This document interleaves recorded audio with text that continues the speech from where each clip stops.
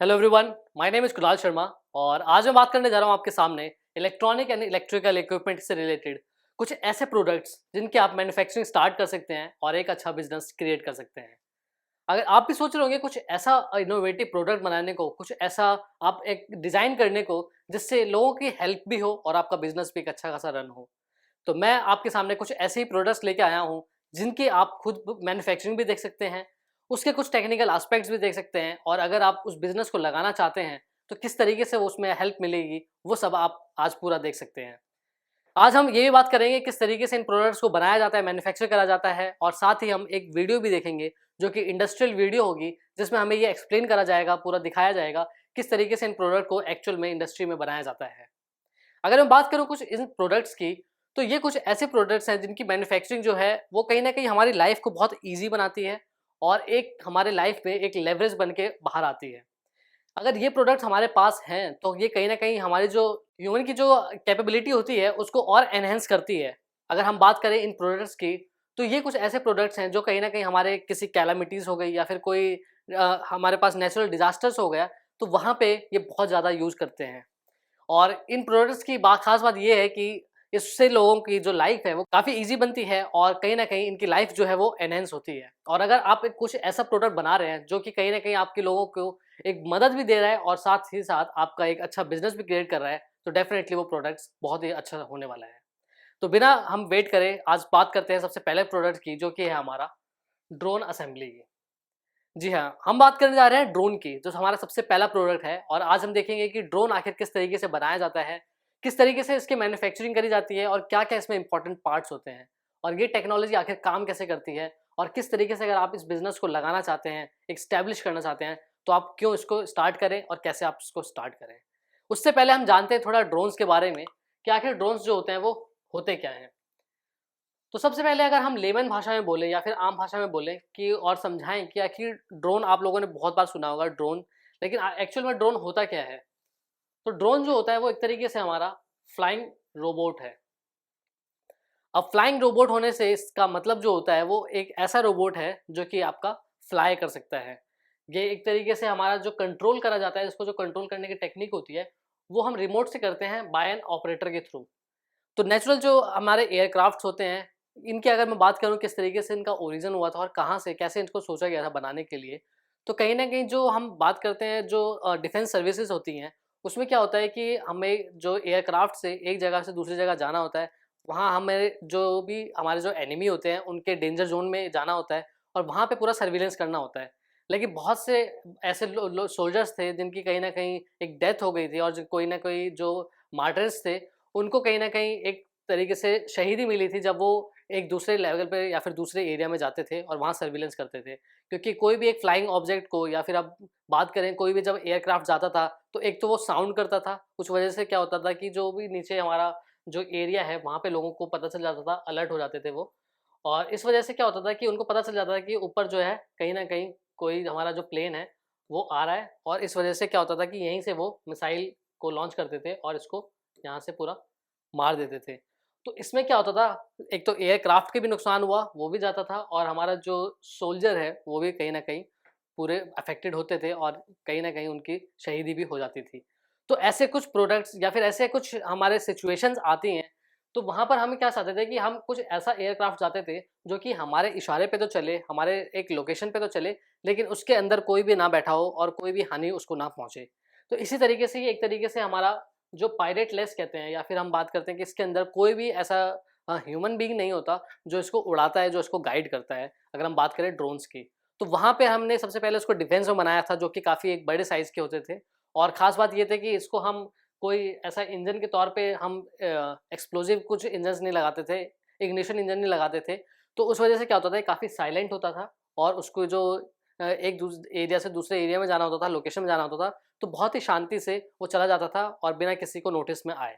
और इसमें जो अटैच होते थे वेरियस हमारे टूल्स, चाहे वो हम इसमें मिसाइल कर लें, चाहे कैमरास कर लें या फिर कुछ ऐसा जीपीएस नेविगेशन जो हम पूरे एरिया को सर्विलेंस कर लें और उसका मैप जो है हमें पता चल जाए और वो सारी चीज़ हम इससे पूरा एक फुलफिल कर लेते थे।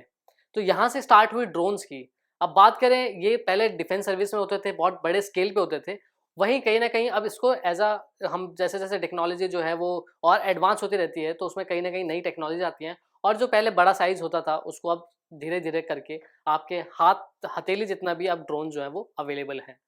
तो वहाँ से स्टार्ट होके यहाँ तक का जो सफ़र है, इसमें बहुत सारे लोगों ने कंट्रीब्यूट करा है, इसमें बहुत सारी टेक्नोलॉजीज़ चेंजेस हुई हैं। किस तरीके से जो बड़े-बड़े हमारे जो कार्ड्स होते थे, उसको एक छोटा-सा चिप का रूप दिया, किस तरीके से आईसी सर्किट उसमें डाली गई और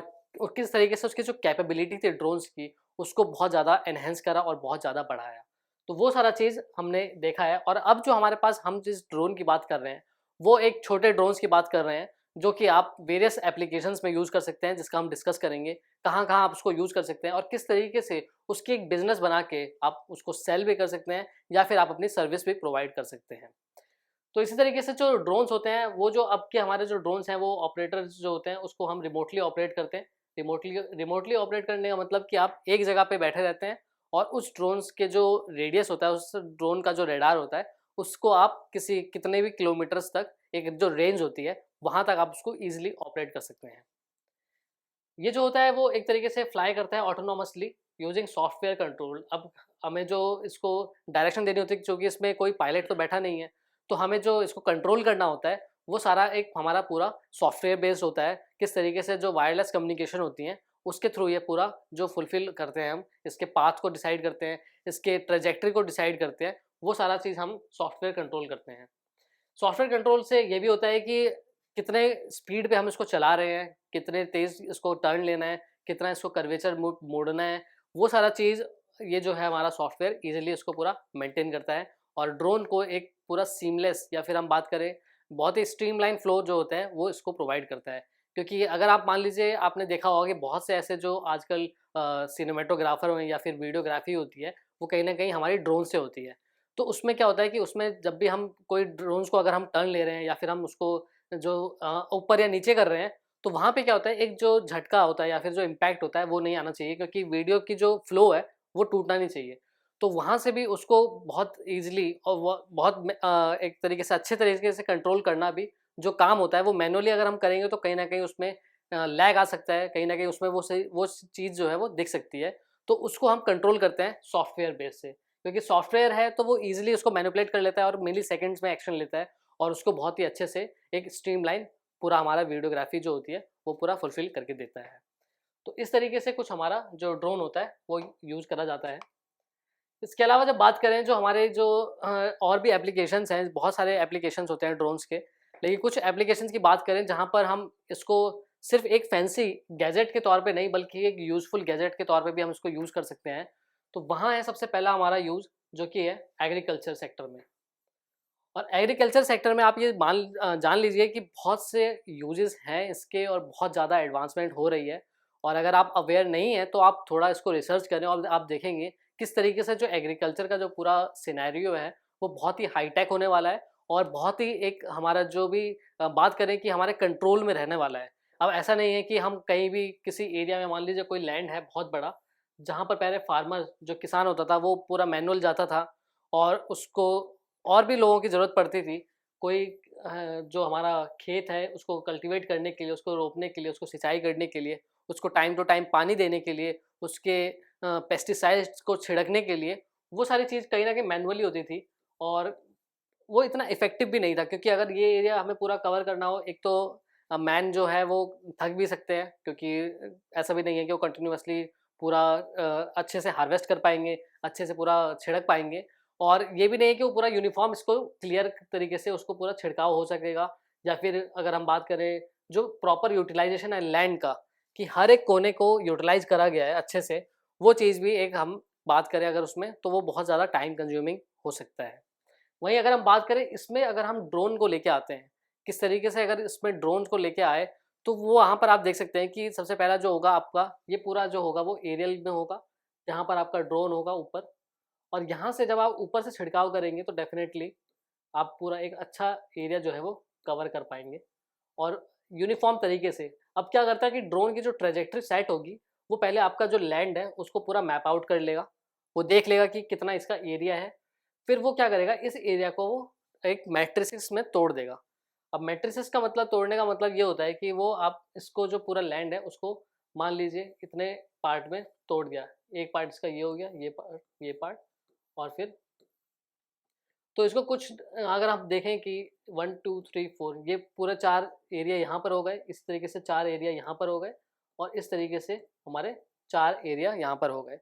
तो एक तरीके से कुछ 12 सेक्शंस में ये बाँट देता है और फिर हमारे जो ड्रोन्स है उसकी ट्रैजेक्टरी डिफाइन हो जाएगी कि इस वाले एरिया में हमें फर्टिलाइज़र यूज़ करना है, हमने कहाँ यूज़ कर लिया, इसमें फिर इसमें करना है, फिर इस तरीके से यहाँ पर करना है। तो इस तरीके से ये पूरा एक सिस्टमैटिक तरीके से काम करेगा और जो भी हमारा लैंड का जो भी हमारा छिड़काव होगा वो पूरा यूनिफॉर्म होगा। ऐसा नहीं होगा कि किसी एक कॉर्नर में बहुत ज़्यादा छिड़काव हो गया और एक कॉर्नर में बिल्कुल नहीं हुआ। तो यहाँ पे भी आप देख सकते हैं कि फर्टिलाइज़र जो है बहुत ही ईज़ी तरीके से और बहुत ही यूनिफॉर्म तरीके से जो है वो फैलेगा। और बात करें अगर छोटा लैंड हो तो जो चलो आप उसको मैनुअली भी कर सकते हैं। लेकिन अगर कई हेक्टर्स का लैंड है और वहाँ पर आपको ये सब करना है, तो एक तो आपको लेबर इंटेंसिव बहुत ज़्यादा लगेगा, लेबर के खर्चे होंगे, उनको आपको खाना-पीना भी देना पड़ेगा, उनको आपको एक टाइम कंज्यूमिंग भी लगेगा वो बहुत ज़्यादा और कहीं न कहीं जो उनकी प्रॉब्लम्स है, वो सारा भी आपको फेस आउट करना पड़ेगा। वहीं आप अगर इसको रिप्लेस करते हैं ड्रोन से, तो आपको सिर्फ़ ड्रोन्स को मेंटेन करना है, उसके अंदर आपको फर्टिलाइज़र फीड करना है और एक बार आपको ट्रैजेक्टरी उसकी सेट कर देनी है और फिर जब आप दोबारा उसको स्टार्ट करेंगे, तो दोबारा अपनी ट्रैजेक्टरी पे वो चलेगा और पूरा time to time fertiliser use कर सकेगा। इससे आप ये भी नहीं कि आप अगर आप रात को यूज़ करना चाहें, तो आप रात को भी यूज़ कर सकते हैं क्योंकि इसकी ऐसा तो नहीं है कि इसकी ट्रैजेक्टरी इसको दिखेगी नहीं। तो वो एक बार फीड हो सकती है या फिर आप उसको कभी भी ऑपरेट कर सकते हैं, किसी भी टाइम पे ऑपरेट कर सकते हैं। एज़ कम्पेयर टू अगर आप लेबर को यूज़ कर रहे हैं, तो फिर वो उनको एक टाइम फिक्स होता है और रात में अगर अंधेरे में करना चाहेंगे, तो वो भी नहीं कर सकते। इसके अलावा डिफरेंट-डिफरेंट जो जानवर्स होते हैं, उनको आप कंट्रोल कर सकते हैं ईज़ी तरीके से। आप अगर मान लीजिए कोई भी आप एक मॉनिटरिंग अगर आपकी करना हो आपको लैंड की, तो आप ईज़िली उसको एक एरियल व्यू से एक ऊपर से आप उसको पूरा एक मॉनिटर कर सकते हैं। आप देख सकते हैं किसी भी टाइम, किसी भी वक़्त कि वहाँ पर आखिर हो क्या रहा है। ऐसा तो नहीं कि कोई जानवर जो है वो बहुत ज़्यादा आ गए और यहाँ पर जो जब ये ड्रोन सिस्टम और एडवांस होगा या फिर आप जब इसकी मैन्युफैक्चरिंग कर सकते हैं, तो आप इसमें कुछ एडिशनल भी सिस्टम लगा सकते हैं, जिसको हम कहते हैं कि कंप्यूटर विज़न कहते हैं। वहाँ पर क्या होता है कि कंप्यूटर विज़न के साथ आप क्या कर सकते हैं, जो ड्रोन्स में आपके जो कैमरेज़ लगे होंगे, वो एक तरीके से मॉनिटर करते रहेंगे जानवर्स को और जितने-जितने जो अलग-अलग अगर कोई भी ह्यूमन अगर उसको इंटरफेयर कर रहा है, ह्यूमन के अलावा अगर कोई भी जानवर आ रहा है, तो जो आपका कंप्यूटर विज़न है, वो आपके जो कैमरा है, वो डिटेक्ट कर लेगा कि यहाँ पर कोई जानवर है और अगर वो आपके खेत को नुकसान पहुँचा रहा है, तो वो एक तरीके से आपके फ़ोन में जो है वो अलर्ट सेंड कर सकता है थ्रू वायरलेस कम्युनिकेशन। वो आपको सीधा आपके मोबाइल पे एक जो है वो सिग्नल भी भेज देगा कि यहाँ पर जो है वो कुछ ना कुछ एक अनवांटेड चीज़ हो रही है, जो कि एक नॉर्मल नहीं है एक्टिविटी। वो सारी चीज़ आप उसको अलर्ट कर सकते हैं। इसके अलावा जब आप उसको सिंचाई कर रहे हैं, अगर नॉर्मल हम पानी की बात करें, तो उसका कंप्लीट मॉनिटर हो रहा है कि आपको हर एक सेक्टर में, हर एक कॉर्नर में जो है पानी जा रहा है या नहीं जा रहा। तो वहाँ पे भी आपका जो ड्रोन है वो बहुत ज़्यादा यूज़ हो सकता है। तो ये कुछ बहुत से छोटे-छोटे एग्ज़ाम्पल्स हैं जहाँ पर एक बहुत बड़ी जो रेवोल्यूशन एक कह सकते हैं, वो चीज़ जो है वो ड्रोन से आ रही है और आप अगर इसको और सर्च करेंगे और देखेंगे तो आप फाइंड आउट करेंगे कि बहुत ज़्यादा यूज़ जो है वो उसका आगे आने वाले टाइम में होने वाला है और बहुत सी कंपनी इसको लग रही है किस तरीके से उसको कॉस्ट कटिंग करके एक अच्छे से हम ड्रोन को मैन्युफैक्चर कर पाएँ और कौन-कौन सी उसकी टेक्नोलॉजी हम इसको ऐसा प्रोवाइड कर लें ताकि किसानों को और मदद मिले और ताकि उनका जो खेती का जो खेती करना होता है, वो एक सिस्टमैटिक तरीके से हो, एक अच्छी ग्रोथ हो, एक अच्छे न्यूट्रिएंट्स हमें मिले और उसमें ऐसा भी ना लगे कि बहुत ज़्यादा मेहनत लग रही है किसान को और उसको किस तरीके से उनकी मेहनत को कम करके एक अच्छी फसल को वो उगा सकता है, पूरे प्रॉपर मॉनिटर तरीके से। तो इस तरीके से हमारा जो है वो एग्रीकल्चर सेक्टर में ड्रोन का यूज़ होने वाला है। इसके अलावा जब हम बात करते हैं दूसरे एप्लीकेशंस की, तो ये हो गया हमारा डिलीवरी सर्विस। अब डिलीवरी सर्विस जो है आपने देखा होगा कि जो अगर हम बात करें कंट्रीज़ में, तो कहीं न कहीं जो सबसे बड़े-बड़े जायंट्स होते हैं ई-कॉमर्स के हो गए जैसे अमेज़न हो गया, तो वो भी जो है वो इस एस्पेक्ट पे आ चुका है कि अब जो हमारी डिलीवरीज़ होंगी, जो घर पे जो सामान जाएगा, वो कहीं न कहीं ड्रोन से जाएगा। अब क्यों इससे जो फ़ायदा होगा वो एक तो ये होगा कि हमारे जो फ़ास्ट होगी सर्विस क्योंकि आपके जो नॉर्मल जो डिलीवरी एजेंट थे, वो आपके रोड्स पे चलते हैं, तो कहीं न कहीं ट्रैफ़िक रहता है, कहीं न कहीं मिसहैप रहता है, कहीं कुछ अगर बारिश हो गई, कहीं कुछ अगर रोड जो है वो ब्लॉक हो गया, तो उस सब चीज़ को आपको और फ़ास्ट करने के लिए कहीं न कहीं आपका ड्रोन जो है वो बहुत ज़्यादा यूज़ होने वाला है। और अगर बहुत से ऐसे स्टार्टअप्स भी आ रहे हैं जो कि एक पूरा इंफ्रास्ट्रक्चर पहले क्रिएट कर रहे हैं, ताकि जो हमारी डिलीवरी है वो इसको हम उसको अच्छे से डिलीवर कर पाएँ। और ये सिर्फ़ ई-कॉमर्स या फिर छोटे-मोटे डिलीवरी की बात नहीं है। अगर मान लीजिए कोई किसी का हार्ट ट्रांसप्लांट भी करना है और अगर आपने देखा होगा कि बहुत सारी जो एम्बुलेंसेज़ होती हैं, वो या तो रोड पे ही स्टक हो जाती हैं क्योंकि ट्रैफ़िक बहुत ज़्यादा होता है। और कुछ ऐसी सिटीज़ हैं, कुछ ऐसी स्टेट्स हैं इंडिया में भी, वहाँ पे ट्रैफ़िक जो है बहुत ज़्यादा होता है। और अगर मेडिकल सप्लाई जो है वो अच्छे से नहीं पहुँचा, टाइम टू टाइम नहीं पहुँचा, तो वो क्या होता है, मिसहैप जो है वो ज़्यादा बहुत ही खतरनाक भी हो सकता है। तो उस वजह से आपकी जो डिलीवरी सर्विस है, अगर आपने उसको ड्रोन के थ्रू आप उसको भेज रहे हैं, तो ये एक बहुत अच्छा चांसेस है कि वो बहुत ही ईज़ी तरीके से, बहुत ही फ़ास्ट तरीके से आपकी जो ऑर्गन्स ट्रांसप्लांट होने हैं या फिर जो भी नेसेसिटी चाहिए एक इमरजेंसी में, वो चीज़ आपको प्रोवाइड कर सकता है। तो ये चीज़ अभी जो है वो करंटली अभी इनगोइंग फेज़ में है। इसको पहले इंफ्रास्ट्रक्चर क्रिएट हो रहा है, लेकिन वो कहते हैं कि जो आप अगर स्टार्टिंग अगर आप अच्छे से कर रहे हैं, फर्स्ट इन जो है वो अगर आप आ रहे हैं, तो आपको एक सर्विस जो है वो अच्छी मिलेगी, उतना ज़्यादा एक्सपीरियंस मिलेगा। और जब आपका एक इंफ्रास्ट्रक्चर पूरा तैयार हो जाएगा, तो आप अपना प्रोडक्ट जो है वो ईज़िली लॉन्च कर पाएँगे। लोग उससे ज़्यादा जुड़ पाएँगे क्योंकि आप काफ़ी लंबे समय से काम कर रहे होंगे। और ये समय जो है वो आपका बहुत ही अच्छा समय है, क्योंकि अगर आप कोई भी इसमें से आप प्रोडक्ट उठाएँ या फिर कोई भी ऐसी सर्विसेज़ उठाएँ, तो वहाँ पर आप अच्छे से काम कर सकते हैं और लोगों को कहीं न कहीं ईज़ प्रोवाइड कर सकते हैं। उस तरीके से हम ये डिलीवरी सर्विस को भी, इसका एप्लीकेशन जो है वो देख सकते हैं। अब जो थर्ड आता है हमारा जो एप्लीकेशन है, वो है हमारा कहीं न कहीं सर्विलेंस का। अब बहुत से ऐसे हमारे एरियाज़ हैं जहाँ पर क्या होता है कि एक तो हमें गार्ड लगाना हो गया, जैसे हम जो नाइट वॉच ड्यूटी पे लगाते हैं, गार्ड हुए, या फिर कोई ऐसा एरिया हो गया जहाँ पर रॉबरी जो है वो बहुत ज़्यादा हो रही है और जो अटैकर्स हैं, जो रॉबर्स हैं, वो भी काफ़ी एक कुछ ना कुछ वेपन्स कैरी करके रखते हैं। तो अगर आप उस केस में अगर आप उनसे लड़ने जाएँगे तो डेफ़िनेटली आप कहीं हर्ट हो सकते हैं और उसको एक आपको जान का खतरा भी हो सकता है। लेकिन वो चीज़ अगर आप उसको हम उसको रिप्लेस कर दें हमारे ड्रोन से, तो वो एक तो सबसे पहले आपका ये होगा कि वो आपकी फ़ोटोज़ और वीडियोज़ सारी आपके पास रहेंगी, आपके पूरा रिकॉर्ड रहेगा पूरा। और आप चाहे तो ऊपर से जो भी आप उसमें कुछ ऐड कर सकते हैं, अलर्ट ऐड कर सकते हैं, उसमें सायरन ऐड कर सकते हैं और डिफरेंट चीज़ें उसमें ऐड कर सकते हैं। जैसे कि हमारी जो टेक्नोलॉजी चेंज हो रही है, जैसे कि हमारा इंट्रोडक्शन हो रहा है मशीन लर्निंग से, एआई की वजह से, और जो हमारा जिस तरीके से जो कंप्यूटर विज़न है वो जिस तरीके से काम कर रहा है, ये सब जब अगर मिल के हमारा कुछ आपने ऐसा बनाया है ड्रोन्स के रिलेटेड, तो वो एक तरीके से बहुत ज़्यादा हेल्प कर सकता है लोगों को। क्योंकि अगर आप बात करें कंप्यूटर विज़न की, मशीन लर्निंग की, एआई की, तो ये सब कुछ ऐसी चीज़ें हैं जो कि आपको कहीं न कहीं बहुत ज़्यादा हेल्प पहुँचा सकती हैं। अब बहुत से ऐसे एरियाज़ होते हैं जहाँ पर क्या होता है कि डिफरेंट, जैसे अगर हम बात करें कुछ ऐसे फ्लैट्स हो गए या सोसाइटी हो गई, वहाँ पर क्या होता है, मंकीज़ बहुत ज़्यादा होते हैं। उनको भी अगर हम मंकीज़ को भी अगर बात करें तो वो कहीं न कहीं बहुत ज़्यादा हार्म पहुँचाते हैं। हम इंसानों को भी हार्म पहुँचा देते हैं कभी-कभी, हम क्योंकि कोई हम सामान लेके जा रहे हैं, या फिर वो आपके जो अभी आपके गार्डन में या फिर आपका जो बालकनी है, वहाँ पे जितने भी प्लांट्स हैं, उन सब पे भी वो पूरा उसको तोड़ देते हैं, उसको पूरा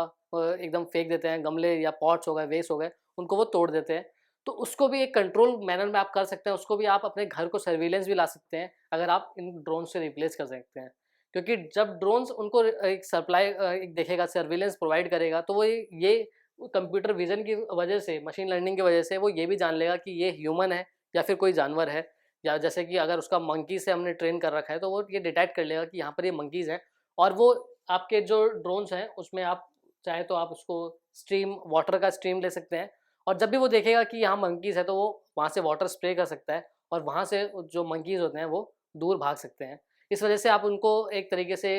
अवॉइड भी कर सकते हैं, आप उनको एक अच्छा सा पूरा एक स्मार्ट सिस्टम जो है वो घर को प्रोटेक्शन करने में भी यूज़ कर सकते हैं। और सर्विलेंस अगर बड़े स्केल पे देखें तो आप देख सकते हैं, जैसे बहुत से स्टेडियम हो गया, वहाँ पे भी कहीं न कहीं सर्विलेंस की रिक्वायरमेंट होती है, लेकिन इतने बड़े ऑडियंस को कौन कैसे गैदर कर पाएगा, कौन डिटेक्ट कर पाएगा? वहाँ पे भी कहीं न कहीं हम इसको टेक्नोलॉजीज़ को यूज़ करके पूरा अच्छे से सर्विलेंस कर सकते हैं। चाहे बैंक सर्विलेंस हो गया, आपके जो बाहर का एरिया हो गया, वहाँ पर सर्विलेंस करना हो गया, या फिर मान लीजिए कि जैसे बैंक की जो गाड़ियाँ जाती हैं और गाड़ियों के ऊपर आपका जो ड्रोन है वो जा सकता है, तो आप ये पता लगा सकते हैं कि अगर कोई भी मिसहैप हो रहा है, कहीं भी अटैकर्स आ रहे हैं, कहीं भी रॉबर्स आ रहे हैं, तो वो चीज़ जो है वो पूरा रिकॉर्ड करता जाएगा और आपका जो पूरा एक कॉन्वॉय है, पूरा एक जो जर्नी है, वो पूरा आपका गवर्न हो सकता है, वो पूरा देख सकते हैं आप उसके ड्रोन के थ्रू। तो बहुत ज़्यादा एप्लीकेशंस है, अगर ड्रोन्स की हम देखें, अगर धीरे-धीरे बात करें, यहाँ पर सिर्फ कुछ एप्लीकेशंस की बात कर रहे हैं। और जो सबसे ज़्यादा इम्पोर्टेंट, या फिर हम बात करें बहुत ही नॉर्मल अब जो बन गया है ड्रोन की टेक्नोलॉजी, आप भी बहुत ज़्यादा, अगर आपने किसी भी मैरिज फंक्शन में अटेंड करा होगा, किसी बर्थडे पार्टी में ये देखा होगा, आपने देखा होगा कि ड्रोन से आप जो है फ़ोटोग्राफी भी बहुत ईज़िली कर रहे हैं लोग। इसमें बेसिकली अगर बात करें तो सिर्फ 2 पर्सन की रिक्वायरमेंट होती है, या फिर सिर्फ एक इंडिविजुअल पर्सन भी इसको आसानी से हम पूरा कवर कर सकता है। क्योंकि जो बड़े-बड़े इवेंट्स हो रहे हैं, सिर्फ चाहे वो वेडिंग सेरेमनी हो गया, चाहे वो मीटअप हो गया, चाहे वो कोई फेस्टिवल हो गया, कंसर्ट हो गया, बहुत से ऐसे फेस्टिवल्स हैं जहाँ और ओकेजन्स हैं जहाँ पर ड्रोन्स की जो है वो यूज़ करा जा रहा है। उनके बेस पे फ़ोटोग्राफी करी जा रही है, उसके बेस पे वीडियोग्राफी करी जा रही है, और वो एक जो एरियल व्यू होता है, वो जो आपका 360 व्यू मिलता है, वो कुछ अलग ही एक तरीके से पूरा एक एनहांस कर देता है आपके जो भी पूरा फेस्टिवल है, पूरा आपका जो फंक्शन चल रहा है। और वो सारी चीज़ें आप आगे अच्छे तरीके से, जितने अच्छे तरीके से आप कर पाएँगे, वो पूरा एक कहीं न कहीं बहुत ज़्यादा लेवरेज प्रोवाइड करेगा।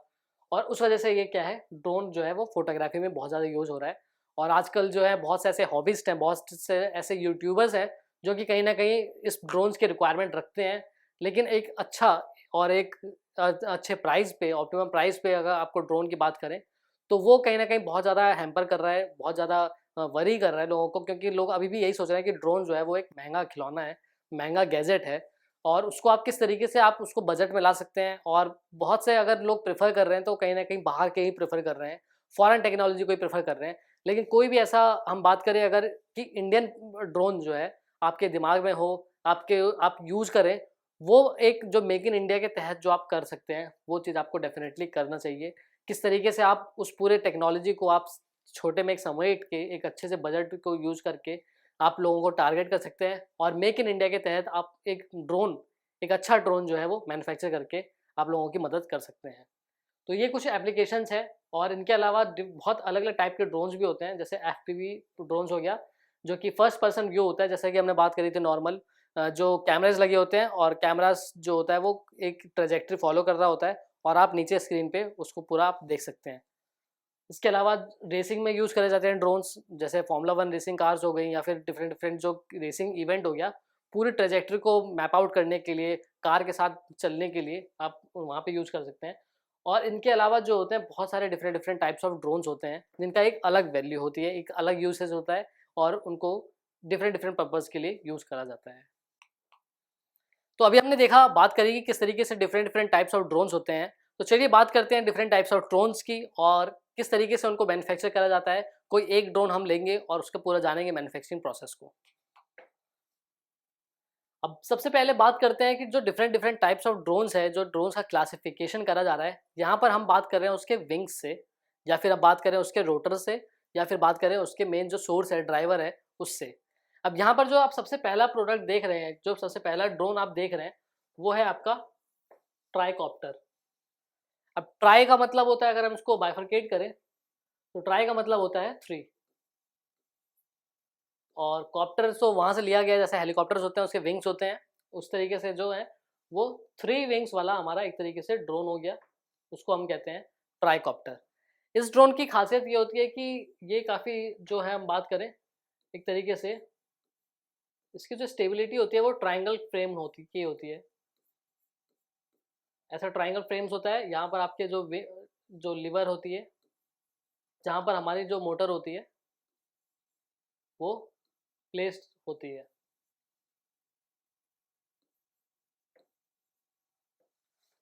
अब यहाँ पे क्या होता है कि हम जो ये ट्राइकॉप्टर है, अब ये एक छोटा-सा हमारा ड्रोन होता है, जिसपे 3 विंग्स लगी होती हैं, और विंग्स के नीचे हमारे जो होते हैं वो मोटर होते हैं, और वो डिपेंड करते हैं कि हमें कितना इसको पावर चाहिए, कितना हमें थ्रस्ट चाहिए, उसके हिसाब से यहाँ हम इसको मोटर को फीड करते हैं। और डिफरेंट डिफरेंट इसके अरेंजमेंट्स होते हैं, आप देख सकते हैं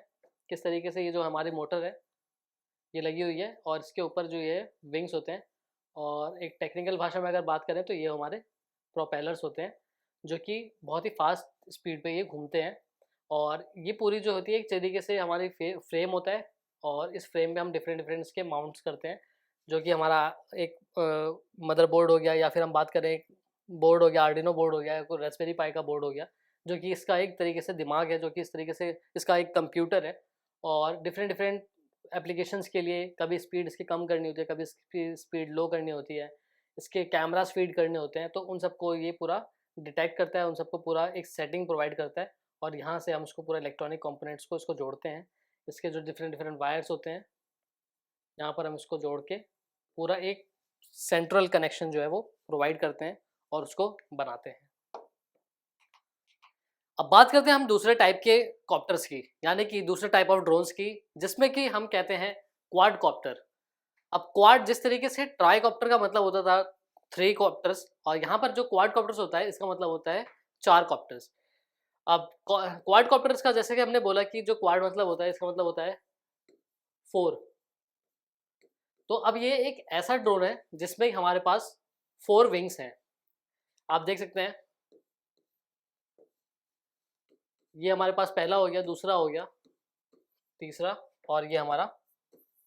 4th विंग्स हो गया। अब इसको हम 4 प्रोपेलर भी कह सकते हैं, क्योंकि एक तरीके से प्रोपेलर होता है और यहाँ हमारे पास 4 मोटर्स लगी होती हैं। तो जितने हमारे पास विंग्स होते हैं उतनी हमारे पास मोटर होती है। हर एक विंग्स को या फिर हर एक प्रॉपर प्रोपेलर को हमने इंडिविजुअल मोटर्स दे रखी होती है, क्योंकि इसमें हर एक विंग्स पे हमें इक्वल अमाउंट ऑफ फोर्स चाहिए होता है, इक्वल अमाउंट ऑफ थ्रस्ट चाहिए होता है, और तभी वो जो हमारा वेट है इसको ये पूरा सस्टेन कर पाएगा। तो इस तरीके से क्वाड कॉप्टर होता है। और आपने ज़्यादातर तो देखा होगा आजकल जो हॉबिस्ट के पास होता है या फिर प्रोफेशनल के पास भी होता है, वो कहीं ना कहीं हमारे पास क्वाड कॉप्टर ही होता है, क्योंकि एक तो इसमें ज़्यादा स्टेबिलिटी होती है एज़ कम्पेयर टू हमारे ट्राई कॉप्टर, जिसमें कि हमारे पास 3 विंग्स होती हैं।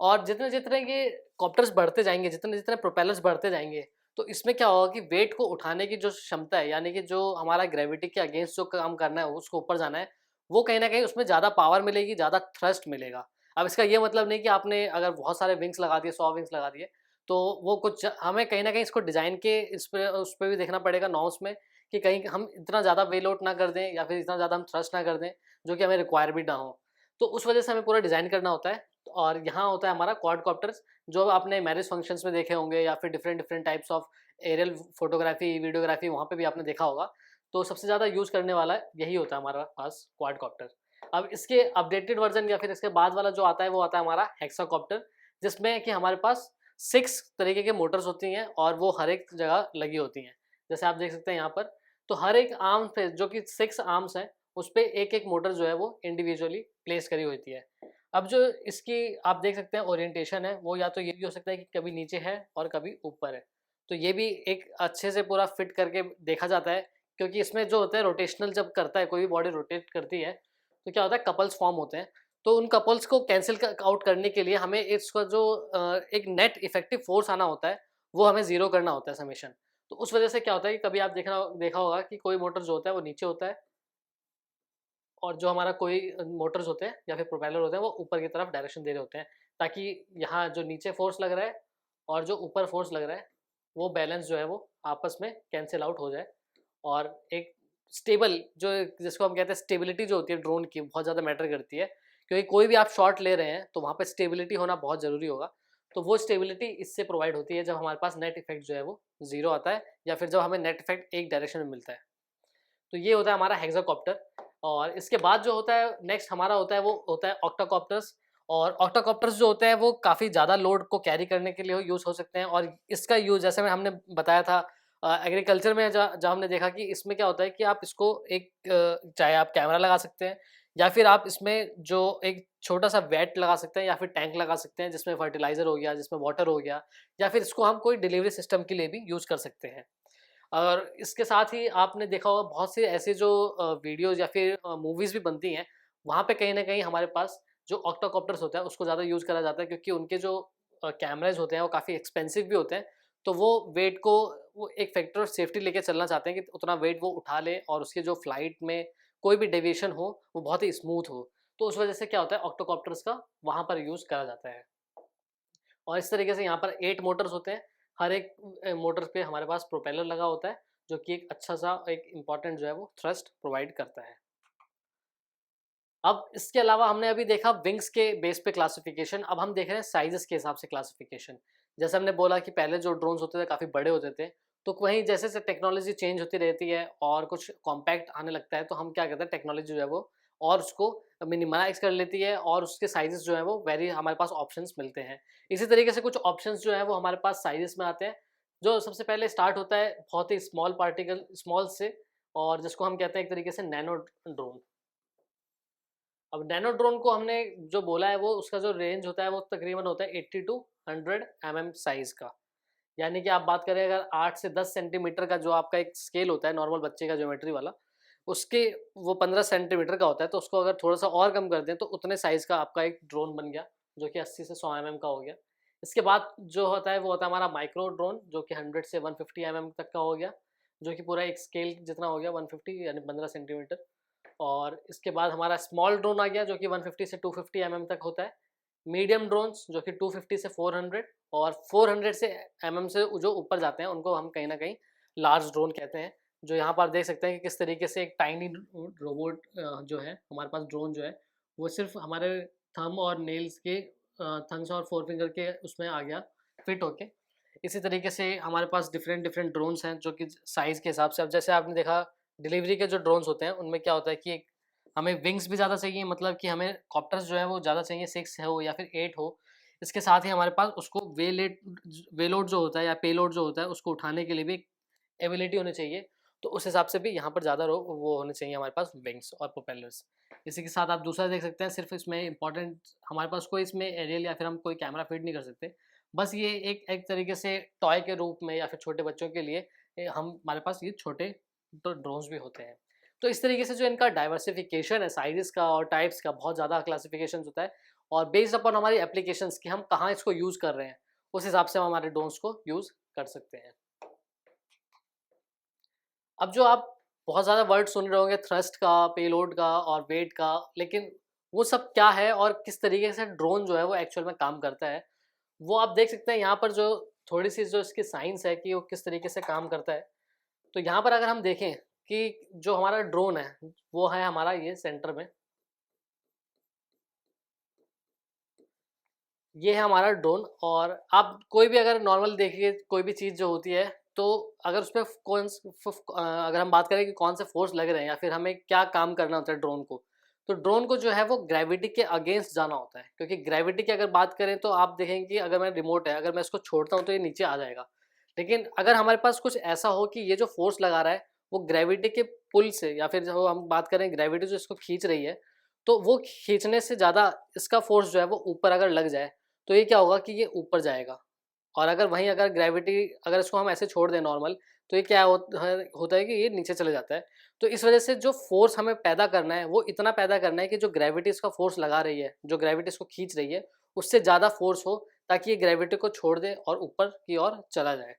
तो इस तरीके से ये काम होता है कि एक जो फ़ोर्स है हमें, जिसको हम थ्रस्ट फ़ोर्स कहते हैं, वही थ्रस्ट जो होता है एक तरीके से जो धक्का मिलता है, वो चीज़ जो है वो ग्रेविटी के पुल से, ग्रेविटी के अट्रैक्शन से जो है वो ज़्यादा होना चाहिए, तब जाके जो हमारा ड्रोन है वो ऊपर की तरफ पहुँचेगा। तो यहाँ पर आप देख सकते हैं कि जो हम बात कर रहे हैं डिफरेंट डिफरेंट फ़ोर्सेस की बात कर रहे हैं। यहाँ पर क्या है कि जब आपका ड्रोन स्टेबल है, जब आपका ड्रोन हवा में है और बिल्कुल स्टेबल है,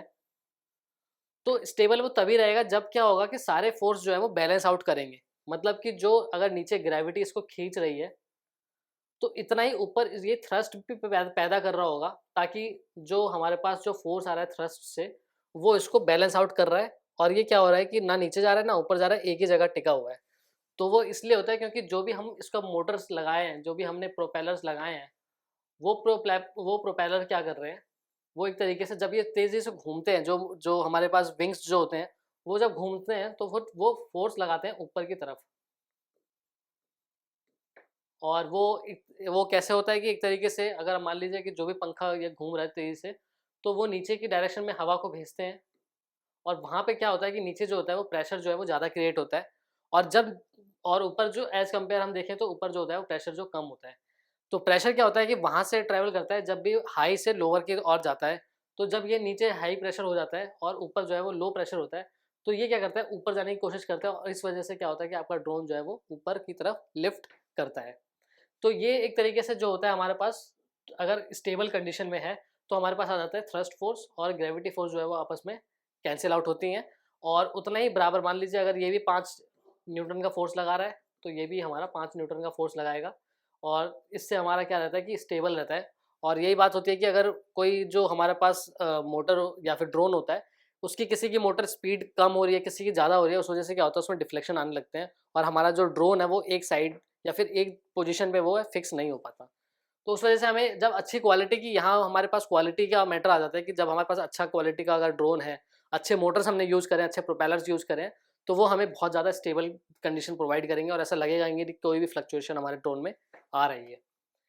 तो यहाँ से जो होता है हमारे पास, अब जो थ्रस्ट फोर्स होता है वो क्या करता है कि जब भी हम हमारे जो ड्रोन है उसको हमने अगर डायरेक्शन टिल्ट मूव करा, तो क्या होता है कि ये सारे जो फोर्सेस कैंसिल आउट हो रहे थे वो टेढ़े होने लगते हैं और एक रिजल्टेंट फोर्स बनता है। और जो रिजल्टेंट फोर्स बनता है, ये जो हमारा ड्रोन है वो उसी डायरेक्शन में मूव करने लगता है। जैसे कि आप देख रहे हैं यहाँ पर, तो नीचे जो है हमारा वेट लग रहा है, जो भी हमारा वेट, इसमें जो ड्रोन का वेट है, मान लीजिए अगर ड्रोन का वेट जितना है, अगर 50 ग्राम है अगर, या फिर 100 ग्राम है, तो तो फिर हमारा जो ग्रेविटी लगेगा वो 100 G का लग जाएगा, यानी कि, और ग्रेविटी को हम अगर जो अर्थ से बात करें तो नॉर्मल 9.8 होता है, उसको हम अप्रॉक्सीमेटली 10 ले लेते हैं, तो मान लीजिए 1000 न्यूटन का हमारे पास फोर्स जो है नीचे की तरफ लग रहा है, जो ग्रेविटी इसको लगा रही है। इसके अगेंस्ट में जो ये हमारे पास प्रोपेलर्स जो घूम रहे हैं, वो ऊपर लगाते हैं फोर्स, और जब हमने इसको टेढ़ा कर दिया तो एक थ्रस्ट फोर्स के कंपोनेंट्स बन जाते हैं। एक जो होता है वो इस डायरेक्शन में लगता है और एक जो है वो इस डायरेक्शन में लगता है। तो जो ऊपर के डायरेक्शन में लग रहा है वो जो है वो कैंसिल आउट कर रहा है हमारे ग्रेविटी के इफेक्ट को, जिस वजह से ड्रोन जो है हमारा नीचे नहीं गिर रहा। और जो ये वाला जो रिजल्टेंट फोर्स बचता है, जो हमारे पास एक्स डायरेक्शन में बचता है, उस फोर्स के वजह से क्या होता है कि हमारा जो ड्रोन है वो आगे की डायरेक्शन में मूव करने लगता है। तो ये ड्रोन जो है जब सीधा था तो कुछ ऐसे फोर्स लग रहे थे,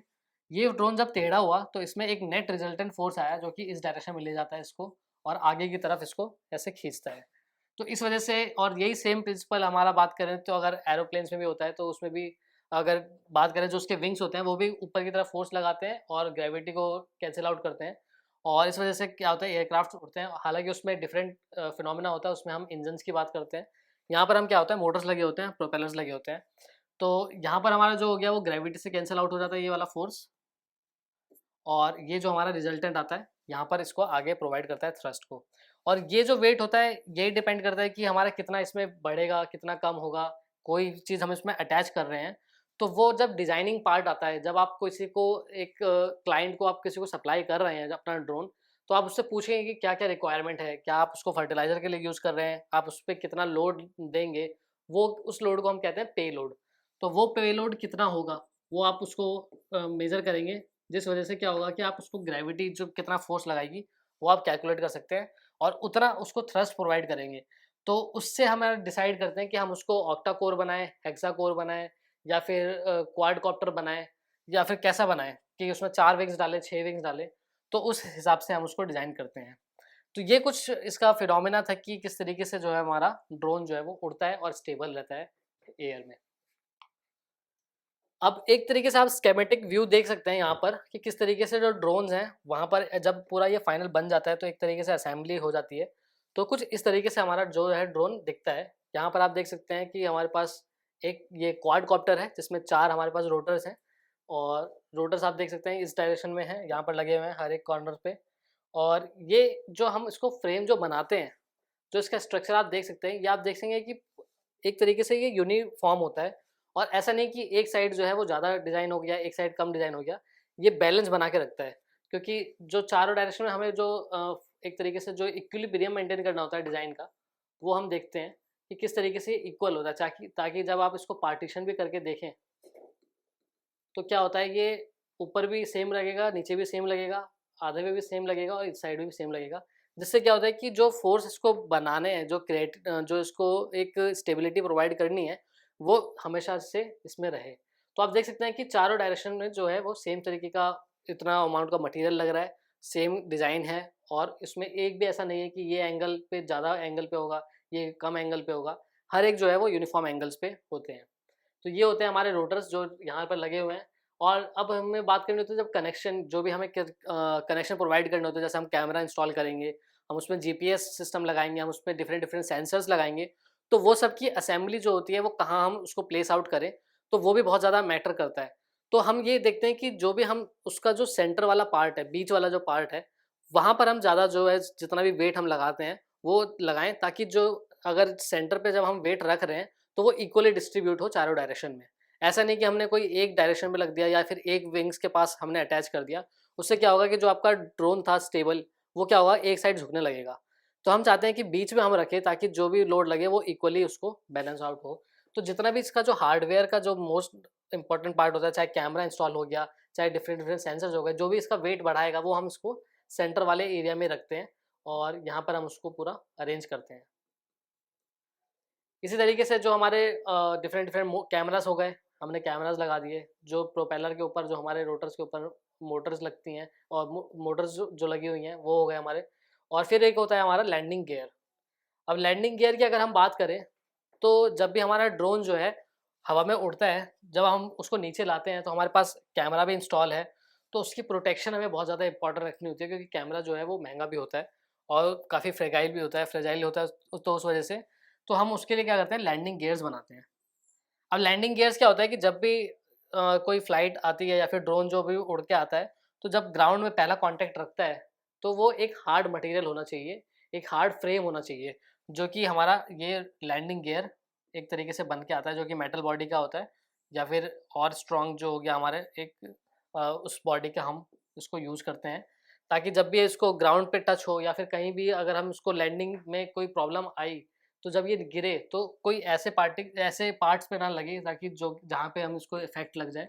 और उस वजह से क्या होगी, वो कहीं न कहीं हमारा ड्रोन जो है वो ख़राब हो जाए। तो इस वजह से हम इसको स्ट्रॉन्ग लैंडिंग गियर बनाते हैं और ये कहीं न कहीं इसमें ऐड करता है वेट को। तो उतना हम उसको कैरी ऑन करके रख सकते हैं और इतना हम उसको डिज़ाइन करते हैं कि इसके अलावा भी जितना हमने लोड मेंशन करा हुआ है, उसके अलावा भी अगर कुछ लोड एक्स्ट्रा पड़ जाए, तो फिर तो भी वो हमारा ड्रोन जो है वो चालू रहे और काम करता रहे। और इस वजह से जो ये पूरा एक तरीके से जो कनेक्टिविटी है, जो भी हम इसको ऑपरेट कर रहे हैं, जो हम सिग्नल बना रहे हैं, जो हम सिग्नल भेज रहे हैं, अगर इसको फॉरवर्ड डायरेक्शन की बात कर रहे हैं, अगर बैक करना है इसको, अगर अप करना है, डाउन करना है, तो वो सब जो है वो मिली सेकंड्स में आंसर होता रहे। उसकी वजह से हमें जो है वो पूरी कनेक्टिविटी इसकी मेंटेन करके रखनी होती है। और जो डिफरेंट डिफरेंट सेंसर्स होते हैं या फिर जो भी सिस्टम होता है, जैसे वायरलेस का हो गया, 4G हो गया, GPS ट्रैकिंग सिस्टम हो गया, तो वो सारा चीज़ इसमें पूरा हम असेंबल करके तब जाके हम इसको फाइनल बनाते देते हैं। अब हम बात करते हैं, अभी तक हमने देखा कि एक ओवरव्यू देखा कि ड्रोन्स में आखिर क्या-क्या चीज़ें होती हैं, लेकिन अब हम उसको समझते हैं कि आखिर वो जो पार्ट्स हैं, वो क्या कहलाते हैं और उनका काम क्या होता है। तो सबसे पहला जो हमारा पार्ट होता है, वो होता है सबसे इम्पोर्टेंट फ्रेम। इसको ऐसे ही मान लीजिए जैसे कोई गाड़ी बननी है, तो सबसे पहले ऐसा नहीं होता कि हमारी विंडशील्ड आ जाएगी। कोई भी चीज़ के लिए हमें एक ढाँचा चाहिए होगा, हमें कुछ एक फ्रेम चाहिए होगा। तो वो जो फ्रेम बनता है, वो होता है हमारा एक तरीके से ये जो जिसको हम कहते हैं फ्रेम। इस फ्रेम पे ही हमारी सारी चीज़ें स्टार्ट होती हैं बननी, इस फ्रेम पे ही हमारी सारी चीज़ें होती हैं लगनी। और ये फ्रेम जो है वो हमारा इतना स्ट्रॉन्ग होना चाहिए कि जो भी हम इस पे लगाएँ, एडिशन जो भी करें, तो वो कहीं न कहीं इसको पूरा सस्टेन कर ले। और ऐसा भी ना हो कि हमने क्या होगा कि जो भी हमें रिक्वायरमेंट है उससे ज़्यादा ही वेट का ले लिया फ्रेम, एक फैक्टर ऑफ सेफ्टी लेने के लिए। तो वो सब जो है वो एक ऑप्टिमम लेवल पे रहना चाहिए। ऐसा नहीं कि अगर 5 न्यूटन का या 5 किलो का हमें पेलोड चाहिए, तो हम उसको 50 कोड लोड के लिए डिज़ाइन कर दें। इतना ज़्यादा भी हमें वेरिएशन नहीं रखना, क्योंकि कहीं न कहीं हमारी कॉस्ट जो है वो हैम्पर होगी। तो सबसे इम्पोर्टेंट होता है, और इसके डिफरेंट डिफरेंट मटीरियल्स होते हैं फ्रेम के। या तो आप जैसे अगर लाइट वेट रखना चाहते हैं और उसको आप एक अच्छा एक सुपीरियर सुपीरियर क्वालिटी का बनाना चाहते हैं, तो आप इसको यूज़ कर सकते हैं कार्बन फाइबर, जो कि बहुत इंपॉर्टेंट और बहुत ही मजबूत जो होता है मटेरियल होता है।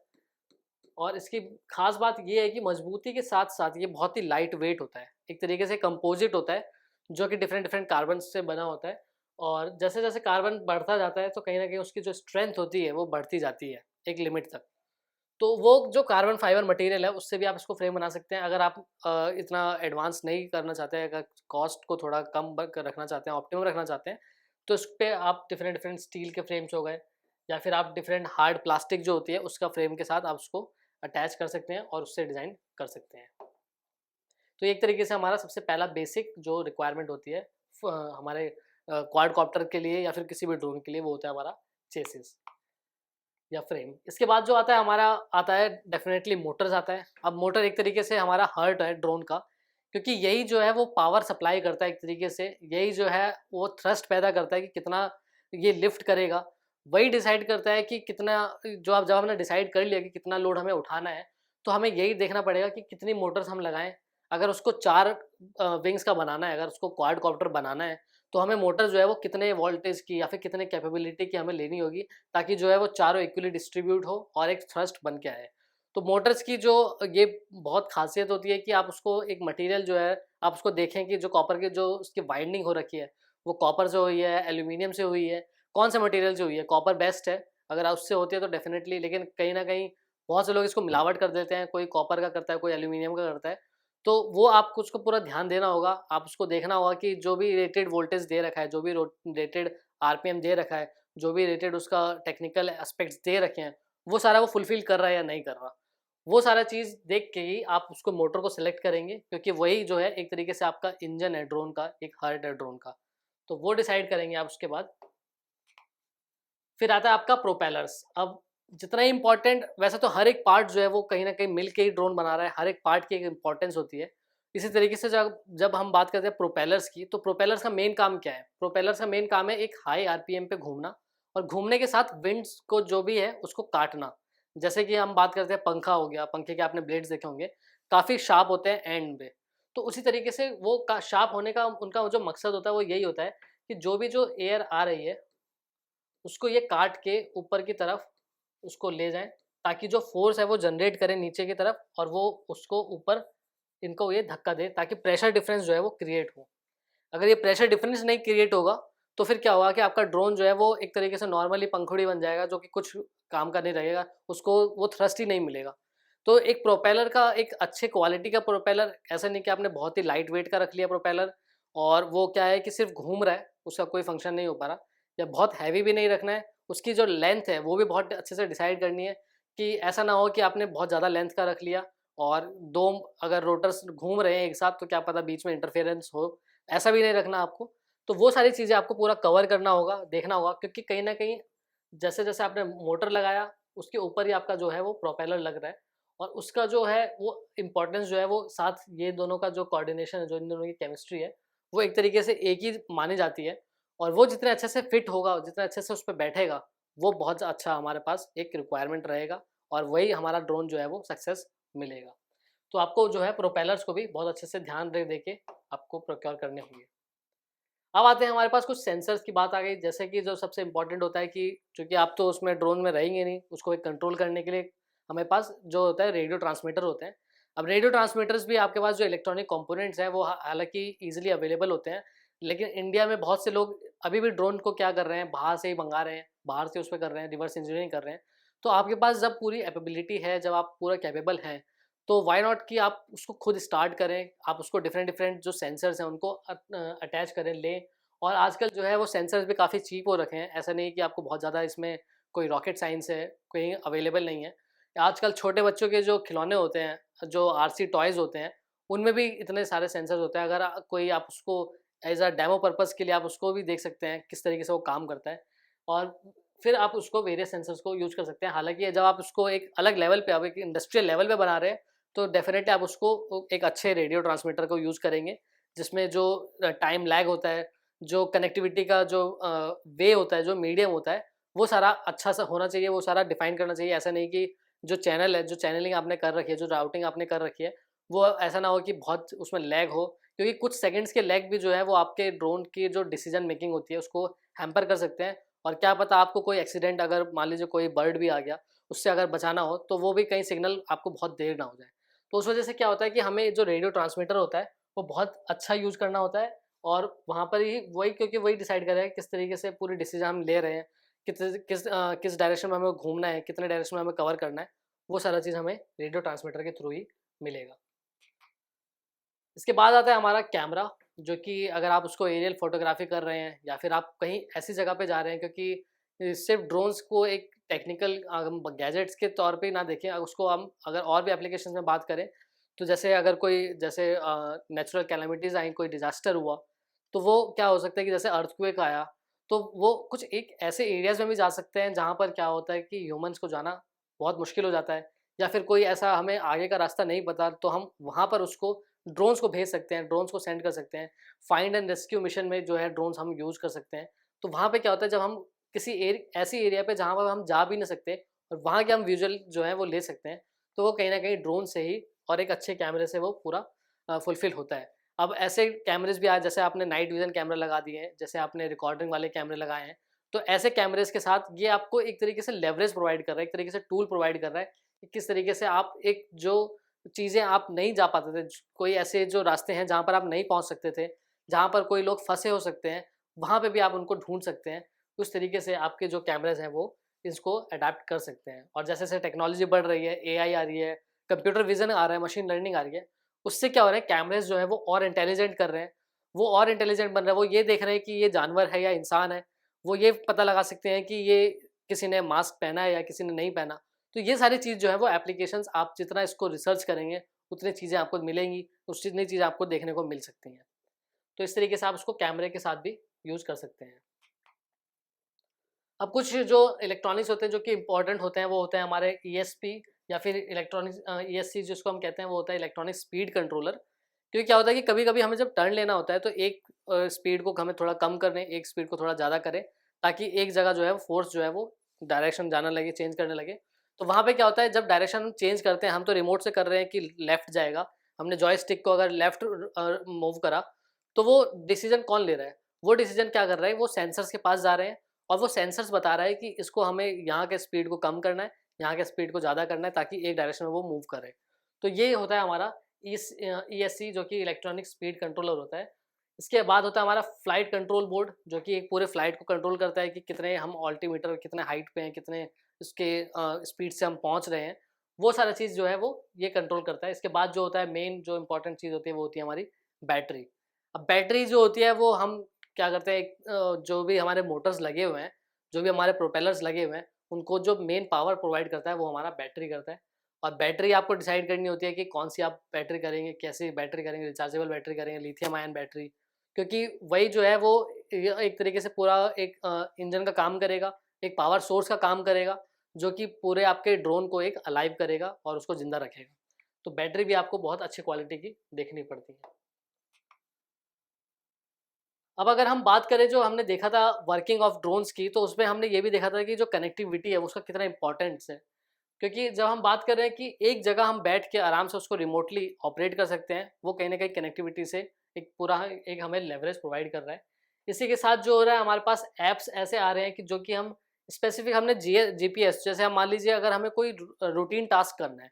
जैसे हमने कोई एग्रीकल्चर का एग्जांपल लिया था। अब मान लीजिए हमें हर 2 हफ्ते में हमें क्या करना है, एक फर्टिलाइज़र या फिर हमें कोई ऐसी सीड जो है वो उसको स्प्रे करना ही है। तो वो क्या करेगा, आपका लैंड जो है वो तो फिक्स है, वो उसकी ट्रैजेक्टरी भी फिक्स है। तो आप बार-बार उसको ऑपरेट नहीं करेंगे, बार-बार उसको गाइड नहीं करेंगे, बल्कि आप एक बार उसको सॉफ्टवेयर को एक बार रन करके दिखा देंगे, 2 बार रन करके दिखा देंगे, और जब वो मशीन सीख लेगी कि हाँ, ये ऐसे ही सेम ट्रैजेक्टरी है, तो वो क्या करेगा, वो ट्रैजेक्टरी को अपने पास सेव कर लेगा। और जब आप उसको कमांड देंगे कि आपको दोबारा ये ट्रैजेक्टरी फॉलो करनी है, तो वो दोबारा वो ट्रैजेक्टरी को फॉलो कर सकता है। इस वजह से आपकी इतनी अच्छी कनेक्टिविटी भी बन सकती है एक ड्रोन से। इसके साथ जो हमने रोटर्स देखे थे, जो रोटर्स होता है वो, अब हमने कुछ अगर इसके स्पेसिफिकेशन की बात करें, तो जो रोटर्स होते हैं वो जब भी कोई चीज़ घूमती है, तो फिर अगर मान लीजिए जैसे हमने एग्जांपल लिया अगर हेलीकॉप्टर का, तो अगर हेलीकॉप्टर का भी आप एग्जांपल लेंगे, तो कहीं न कहीं आपने देखा होगा कि एक जो होता है हमारे पास, वो रोटर होता है। लेकिन जो मेन जो रोटर है, वो ये भी है, और ये क्या कर रहा है, एक डायरेक्शन में घूम के बहुत तेज़ी से घूमते, बहुत ज़्यादा स्पीड होती है, वो एक फ़ोर्स जो है वो जनरेट कर रहा है। लेकिन अगर ये अकेला ये घूमता रहता, तो कहीं न कहीं ये अपनी एक्सिस पे भी घुमाने की कोशिश करता है हेलीकॉप्टर को, और आपका हेलीकॉप्टर जो है वो अपने एक्सिस पे भी घूमने लगता, अनस्टेबल हो जाता, और कभी आपका हेलीकॉप्टर उड़ ही नहीं पाता। तो इसको, जो ये वाला इफ़ेक्ट जो बन रहा है, इसको कैंसल आउट करने के लिए आपको एक और रोटर लगाना पड़ता है, एक और पंखुड़ी लगानी पड़ती है, जो कि आपने देखा होगा उसके अक्सर टेल में लगी होती है। और वो ये दोनों मिलके जब ये दोनों घूमते हैं, तब जाके आपका एक नेट रिजल्टेंट फ़ोर्स बनता है, जो कि ऊपर डायरेक्शन में जाता है, जिस वज़ह से जो आपका हेलीकॉप्टर है वो ऊपर लिफ्ट होता है। तो इसी वज़ह से अगर आपने देखा, यहाँ पर आप देख रहे हैं अगर ड्रोन, अगर सारे ड्रोन एक ही डायरेक्शन में घूमने लगेंगे, तो वो कहीं न कहीं एक अपने एक्सिस पे घूमने लगेंगे, वो कभी ऊपर नहीं उठ पाएँगे। उनका नेट इफ़ेक्ट जो है वो कैंसल आउट करना होता है, इसलिए आप देखेंगे कि जो हम इसके जो कोडिंग करते हैं या फिर जो नंबरिंग करते हैं, वो एक तरीके से डायगोनली करते हैं हम, और डायगोनली जो है वो सेम डायरेक्शन में घूमते हैं। ये भी इधर घूम रहा है, तो हमारा ये भी इधर घूम रहेगा 1, 3, और 2, 4 जो है वो ऑपोज़िट डायरेक्शन में घूमते हैं। ये इधर घूमते हैं और ये इधर घूमते हैं। क्योंकि अब इससे जो फ़ोर्स हमारा जो बन रहा है वो इस तरफ का बन रहा है, और इससे जो फ़ोर्स बन रहा है वो बाहर की तरफ बन रहा है। तो जो नेट रिजल्टेंट फ़ोर्स होता है वो कैंसल आउट हो जाता है, और तब जाके हमारे पास जो मेन थ्रस्ट का फ़ोर्स बन रहा है वो ऊपर बनता है। और जब भी हमें बात करनी होती है, जब हमने कोई उसको ऊपर ले जाना है, तो ग्रेविटी से अगर हमने फोर्स थ्रस्ट फोर्स बढ़ाया ज़्यादा तो वो ऊपर पहुंचता है, वहीं हमने स्पीड कम करी तो थ्रस्ट फोर्स कम बनेगा और ग्रेविटी जो है उसको नीचे खींचने लगेगी, तो ड्रोन जो है आपका नीचे आने लगेगा। तो इस तरीके से वो हमारा जो ड्रोन है वो रोटर की मदद से वो उड़ता है और डायरेक्शन चेंज करता है। अब बात करते हैं सेंसर्स की। जो इंपॉर्टेंट सेंसर है, एक होता है हमारा एक्सेलेरोमीटर, एक होता है हमारा ऑल्टीमीटर। अब एक्सेलेरोमीटर तो एक तरीके से डायरेक्ट जो हमारा कितना हम एक्सेलेरेट कर रहे हैं, जैसे मान लीजिए आपका जो बाइक होती है उसको आपने जब जो आपका थ्रॉटल उसको स्पीड देते हैं, तो क्या होता है कि आपके ज़्यादा पेट्रोल जो है वो नीचे निकलने पड़ता है और उससे स्पीड जो है वो बढ़ जाती है। इसी से क्या होता है कि एक्सेलेरोमीटर जो होता है वो एक तरीके से स्पीड कंट्रोल करता है, कितनी तेज़ी से जो आपका फ़ैन है वो घूम रहा है, कितनी तेज़ी से प्रोपेलर घूम रहा है। वहीं ऑल्टीमीटर जो होता है वो बताता है हाइट कितनी है, इतने हाइट जो है वो सी लेवल से या फिर हमारी जो नॉर्मल हाइट हमने सेट कर रखी है उससे कितना ऊपर उड़ रहा है। तो एक तरीके से एडिशनल इन्फॉर्मेशन है जो आपको एक अच्छे कंट्रोल करने में मदद करती है और इसके थ्रू आप एक अच्छा वीडियोग्राफी या कुछ भी आप जो करना चाहते हैं वो अच्छे तरीके से आपको उसको कंट्रोल कर पाते हैं। कैमरेज की हमने बात करी, किस तरीके से हमारे जो कैमरेज होते हैं वो लगे होते हैं। अब ज़रूरी नहीं कि बहुत बड़े-बड़े कैमरेज हों, छोटे कैमरेज भी हो सकते हैं। अगर आपको सिर्फ ट्रैजेक्टरी देखनी है, सिर्फ मैप देखना है, तो उस तरीके से आप कैमरे को भी चेंज कर सकते हैं। तो ये सारा चीज़ जो हमने देखा अभी ड्रोन्स का जो हमने देखा, वो अभी तक हमने देखा कि थ्योरेटिकल कैसे काम करता है। लेकिन इंडस्ट्री में किस तरीके से इसको असेंबल करा जाता है, कैसे इसको वर्कर्स असेंबल करते हैं और एक्चुअल में कैसा लगता है, वो हम समझते हैं इस वीडियो के थ्रू। तो चलिए समझते हैं कि किस तरीके से इंडस्ट्री में जो हमारे ड्रोन्स हैं, उसके डिफरेंट डिफरेंट पार्ट्स को असेंबल करते हैं। अब यहाँ पर आप देख सकते हैं कि जो हमारे पास जो एक टेक्नीशियन है वो किस तरीके से हमारा जो ड्रोन है उसको असेंबल कर रहा है। तो सबसे पहले जैसे मैंने बात करी थी, जो सबसे पहले रिक्वायरमेंट होती है वो होती है हमारी फ्रेम्स की। तो यहाँ पर आप देख सकते हैं जो फ्रेम है वो एक तरीके से हमारे पास ऐसा डिज़ाइन करा हुआ है जिसमें क्या है डिफरेंट डिफरेंट स्लॉट्स बने हुए हैं। अब इन स्लॉट्स में क्या होता है कि हम इसमें हमारे आर्म्स को जो है वो जॉइन करेंगे, अटैच करेंगे और उन आर्म्स पे ही हमारे पास जो डिफरेंट डिफरेंट मोटर्स होते हैं, रोटर्स होते हैं, उनको हम फिट करेंगे। अब इसके साथ ही आप देख सकते हैं कि इसके चलने के लिए हमारे पास बैटरी चाहिए होती है, वो बैटरीज भी हमारे पास हैं और ये बैटरीज डिपेंड करती हैं कि कितना हमें फास्ट जो है, कितना मोटर की जो स्पेसिफिकेशन है उसको कितनी तेज़ी से घुमाना है, उसको कितनी रिक्वायरमेंट है पावर की। तो वो सारी चीज़ें हमें यहाँ से हम देखने को मिलती हैं। तो अब सबसे पहला स्टेप जो होता है वो होता है हमारा इसको असेंबल करना, जो कि आप देख सकते हैं कि किस तरीके से यहाँ पर जो हमारे पास आर्म्स हैं उनको लगाए जाते हैं। तो सबसे पहला जो हमने एक आर्म लगाया, फिर उसके बाद हम इसको दूसरा आर्म लगाते हैं और ये आर्म्स जो होते हैं वो काफ़ी ईजिली अवेलेबल होते हैं और इनको जो डिज़ाइन करा हुआ है वो इस तरीके से करा जाता है कि इसको हम ईज़ी से रोटेट करके हम इसको यूज़ कर लें। अब जब हम इसको यूज़ करते हैं, जब हम इसी तरीके से हम डिफरेंट डिफरेंट जो आर्म्स होते हैं उनको लगा सकते हैं और जब आप लगा देते हैं तब बात आती है आपकी लैंडिंग गियर्स की। जैसे हमने बात करी थी, लैंडिंग गियर्स जो होते हैं, जब भी आपका जो ड्रोन है वो जब ज़मीन पे उतरेगा या फिर ज़मीन पे रखा रहेगा तो वो किसी के सहारे होगा, एक स्टैंड होगा। तो वो स्टैंड लगाने के लिए आप देख सकते हैं यहाँ पर ये जो हमारा वर्टिकल स्टैंड है वो लगता है, हमारा एक बॉटम पे लगता है पूरा।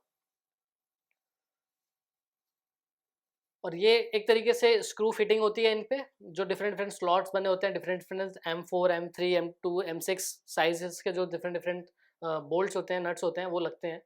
और जब आपका जो लैंडिंग गियर लग जाता है वो कुछ इस तरीके से दिखता है आपका। ये देख सकते हैं आप कितना स्टेबल है ये पूरा। एक फ्रेम जो है आपका यहाँ पर आया और एक फ्रेम जो है यहाँ पर आया और इतनी विड्थ है इसके साथ। तो बहुत ही ईजी, बहुत ही अच्छे तरीके से ये जो है हमारा लोड जो है वो इस पे रखा हुआ है और आप इसको अब आप देख सकते हैं और बता सकते हैं कि आपका ये क्वाडकॉप्टर है, हेक्साकॉप्टर है कि ऑक्टोकॉप्टर है। वो आप इसको कैसे काउंट करेंगे, वो आप इसको काउंट कर सकते हैं कि कितने इसमें विंग्स लगे होंगे, कितने इसमें फ्रेम्स लगेंगे। जैसे 1 2 3 4 5 6। तो एक तरीके से हमारा हेक्साकॉप्टर जो है वो ये हमारा ड्रोन बनेगा। और आप देख सकते हैं किस तरीके से जो इसकी मूवमेंट है, जो इसके आर्म्स हैं वो फ्लेक्सिबल, यहाँ पर एक और जॉइंट दे रखा है, यहाँ पर एक और जॉइंट दे रखा है। ये जॉइंट्स जो देते हैं वो हम इसलिए देते हैं ताकि जब हम इसमें मोटर्स लगाएंगे तो हमारे पास क्या होगा, डिफरेंट डिफरेंट वायर्स होंगी। उन वायर्स को हम इसमें अंदर ले जाएंगे और फिर हम यहाँ से उसको पकड़ के खींच सकते हैं ताकि एक अच्छे से पूरा हम उसको ईजिली माउंट कर सकें और कोई भी जो कनेक्शन प्रोवाइड करना है हम उसको ईजिली दे सकें। अब यहाँ पर जो आप मटेरियल की बात कर रहे होंगे, मटेरियल देख रहे होंगे, ये आपका कुछ एक ब्लैक कलर का शाइनी जो है वो कार्बन फाइबर है। क्योंकि आप देख सकते हैं कि ये जो बन रहा है ये एक तरीके से एग्रीकल्चर पर्पज़ के लिए बन रहा है, पेस्टिसाइड्स के लिए बन रहा है या फर्टिलाइज़र, जो भी आप उसमें टैंक लगाएंगे, एक टैंक फीड करेंगे, उसके लिए बन रहा है ये पूरा अरेंजमेंट। तो काफ़ी स्ट्रेंथ भी अच्छी होनी चाहिए, उस वजह से इसमें कुछ कार्बन फाइबर्स का यूज़ करा हुआ है। अब जैसे-जैसे हमने पूरा इसका जॉइंट्स भी लगा लिए, आर्म्स भी लगा लिए, अब जो आता है हमारे पास नेक्स्ट, वो होता है हमारे पास मोटर्स। ये जो मोटर्स हैं या फिर हम जो प्रोपेलर्स हैं, ये काफ़ी अच्छे क्वालिटी के होते हैं, काफ़ी अच्छी इसमें वाइंडिंग होती है। और यहाँ पर आप देख सकते हैं ये पूरा जो इलेक्ट्रिक वायर्स का है, वो जो कनेक्शन है उसको हमें अब देना होता है। तो सबसे पहले हम इसको, जो भी हमारे मोटर्स हैं ये अलग-अलग अवेलेबल होते हैं, अलग-अलग उस पे डिफरेंट डिफरेंट हमारे पास दुकानों पे या फिर शॉप्स में मिल सकते हैं। वहाँ पर जैसे ही मिलते हैं यहाँ पर, या आप उसको वायर्स के थ्रू निकालते हैं और फिर आगे इसमें कनेक्ट करते हैं। अब ऐसे तरीके से आप करके 6 के 6 पूरे प्रोपेलर्स को लगाएँगे और फिर उसके बाद जो आता है विंग्स या फिर प्रोपेलर्स जो हो गए, उसको आप अच्छे से टाइट कर सकते हैं। तो इस तरीके से ये पूरा हमारा टाइट होता है और जो हमारा रोटर लगा, उसके ऊपर हमारा जो प्रोपेलर होता है वो अच्छे से पूरा लग जाता है।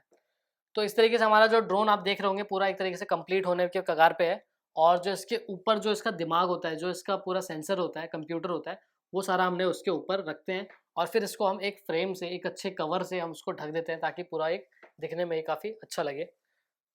और यहाँ पर आप देख सकते हैं वेरियस हम प्रोपेलर्स लगाते हैं और यहाँ पर आप देख सकते हैं कि जो डिफरेंट फ्लूइड्स हैं या फिर जो हमारे पास जो पेस्टिसाइड्स रखने हैं, उसका हमने ये टैंक है वाइट कलर का और उसके अंदर हमने ये इसको फ्यूल को या फिर जो भी चीज़ हमें स्प्रे आउट करना है, उसको हमने इसमें फील करते हैं। और फिर यहाँ से जो पाइप से जाता है ये चैनल होके पूरा एक मोटा पाइप बनता है और सारे डायरेक्शन से वो आके एक जगह वो आता है नीचे और उस वहाँ से एक जेट की तरह वो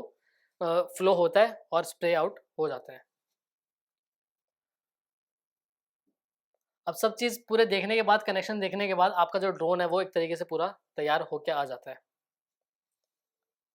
अब लास्ट जो होता है हमारा इसकी फाइनल माउंटिंग, जो इसका हेड होता है उसके ऊपर हम जो कवर होते हैं, अब ये कवर जो होता है आपका प्लास्टिक मटेरियल का हो सकता है या फिर कार्बन फाइबर का हो सकता है, एज डिपेंड आपके एप्लीकेशंस पे कि कितना आपका बजट है और कितना आपका, कहाँ पर आपका इसका यूज़ है। और जब फाइनल वो लुक कुछ बन के आता है तो वो कुछ आपका ऐसा ड्रोन बन के आता है। ये काफ़ी स्ट्रॉन्ग ड्रोन बना हुआ है ये और इसकी जो लंबाई भी है वो काफ़ी बड़ी है। तो इस वज़ह से ये जो है वो अच्छे से पूरा एग्रीकल्चर में यूज़ करते हैं और ईज़ी फ्लाइट के साथ, अच्छे से फ्लाइट के साथ ये आपको एक अच्छा काम करके पूरा देता है। तो चलिए बात करते हैं हमारे दूसरे प्रोडक्ट की, जो कि है हमारा टॉर्च। और हम बात करेंगे टॉर्च की मैन्युफैक्चरिंग की। क्योंकि टॉर्च जो है वो काफ़ी, अब अगर ऐसा हम बात करें कि ये टॉर्च की रिक्वायरमेंट बहुत कम हो गई है, तो ऐसा नहीं है। अभी भी बहुत सी ऐसी जगहें हैं, बहुत से ऐसे यूजेस हैं, जहाँ पर टॉर्च से बेटर और कोई अल्टरनेटिव नहीं होता। क्योंकि टॉर्च एक तरीके से हमारा जो लाइट एमिट कर रहा है, वो एक बहुत अच्छी हाई इंटेंसिटी के साथ करता है। उसकी जो रिक्वायरमेंट है, वो काफ़ी ईज़ी टू कैरी होता है। और इसके साथ कुछ ऐसे एरियाज़ में जहाँ पर हम, मान लीजिए हमारा, हम सोचते हैं कि हम फ़ोन से हमारे टॉर्च को जला सकते हैं, एलईडी जला सकते हैं। लेकिन कुछ ऐसे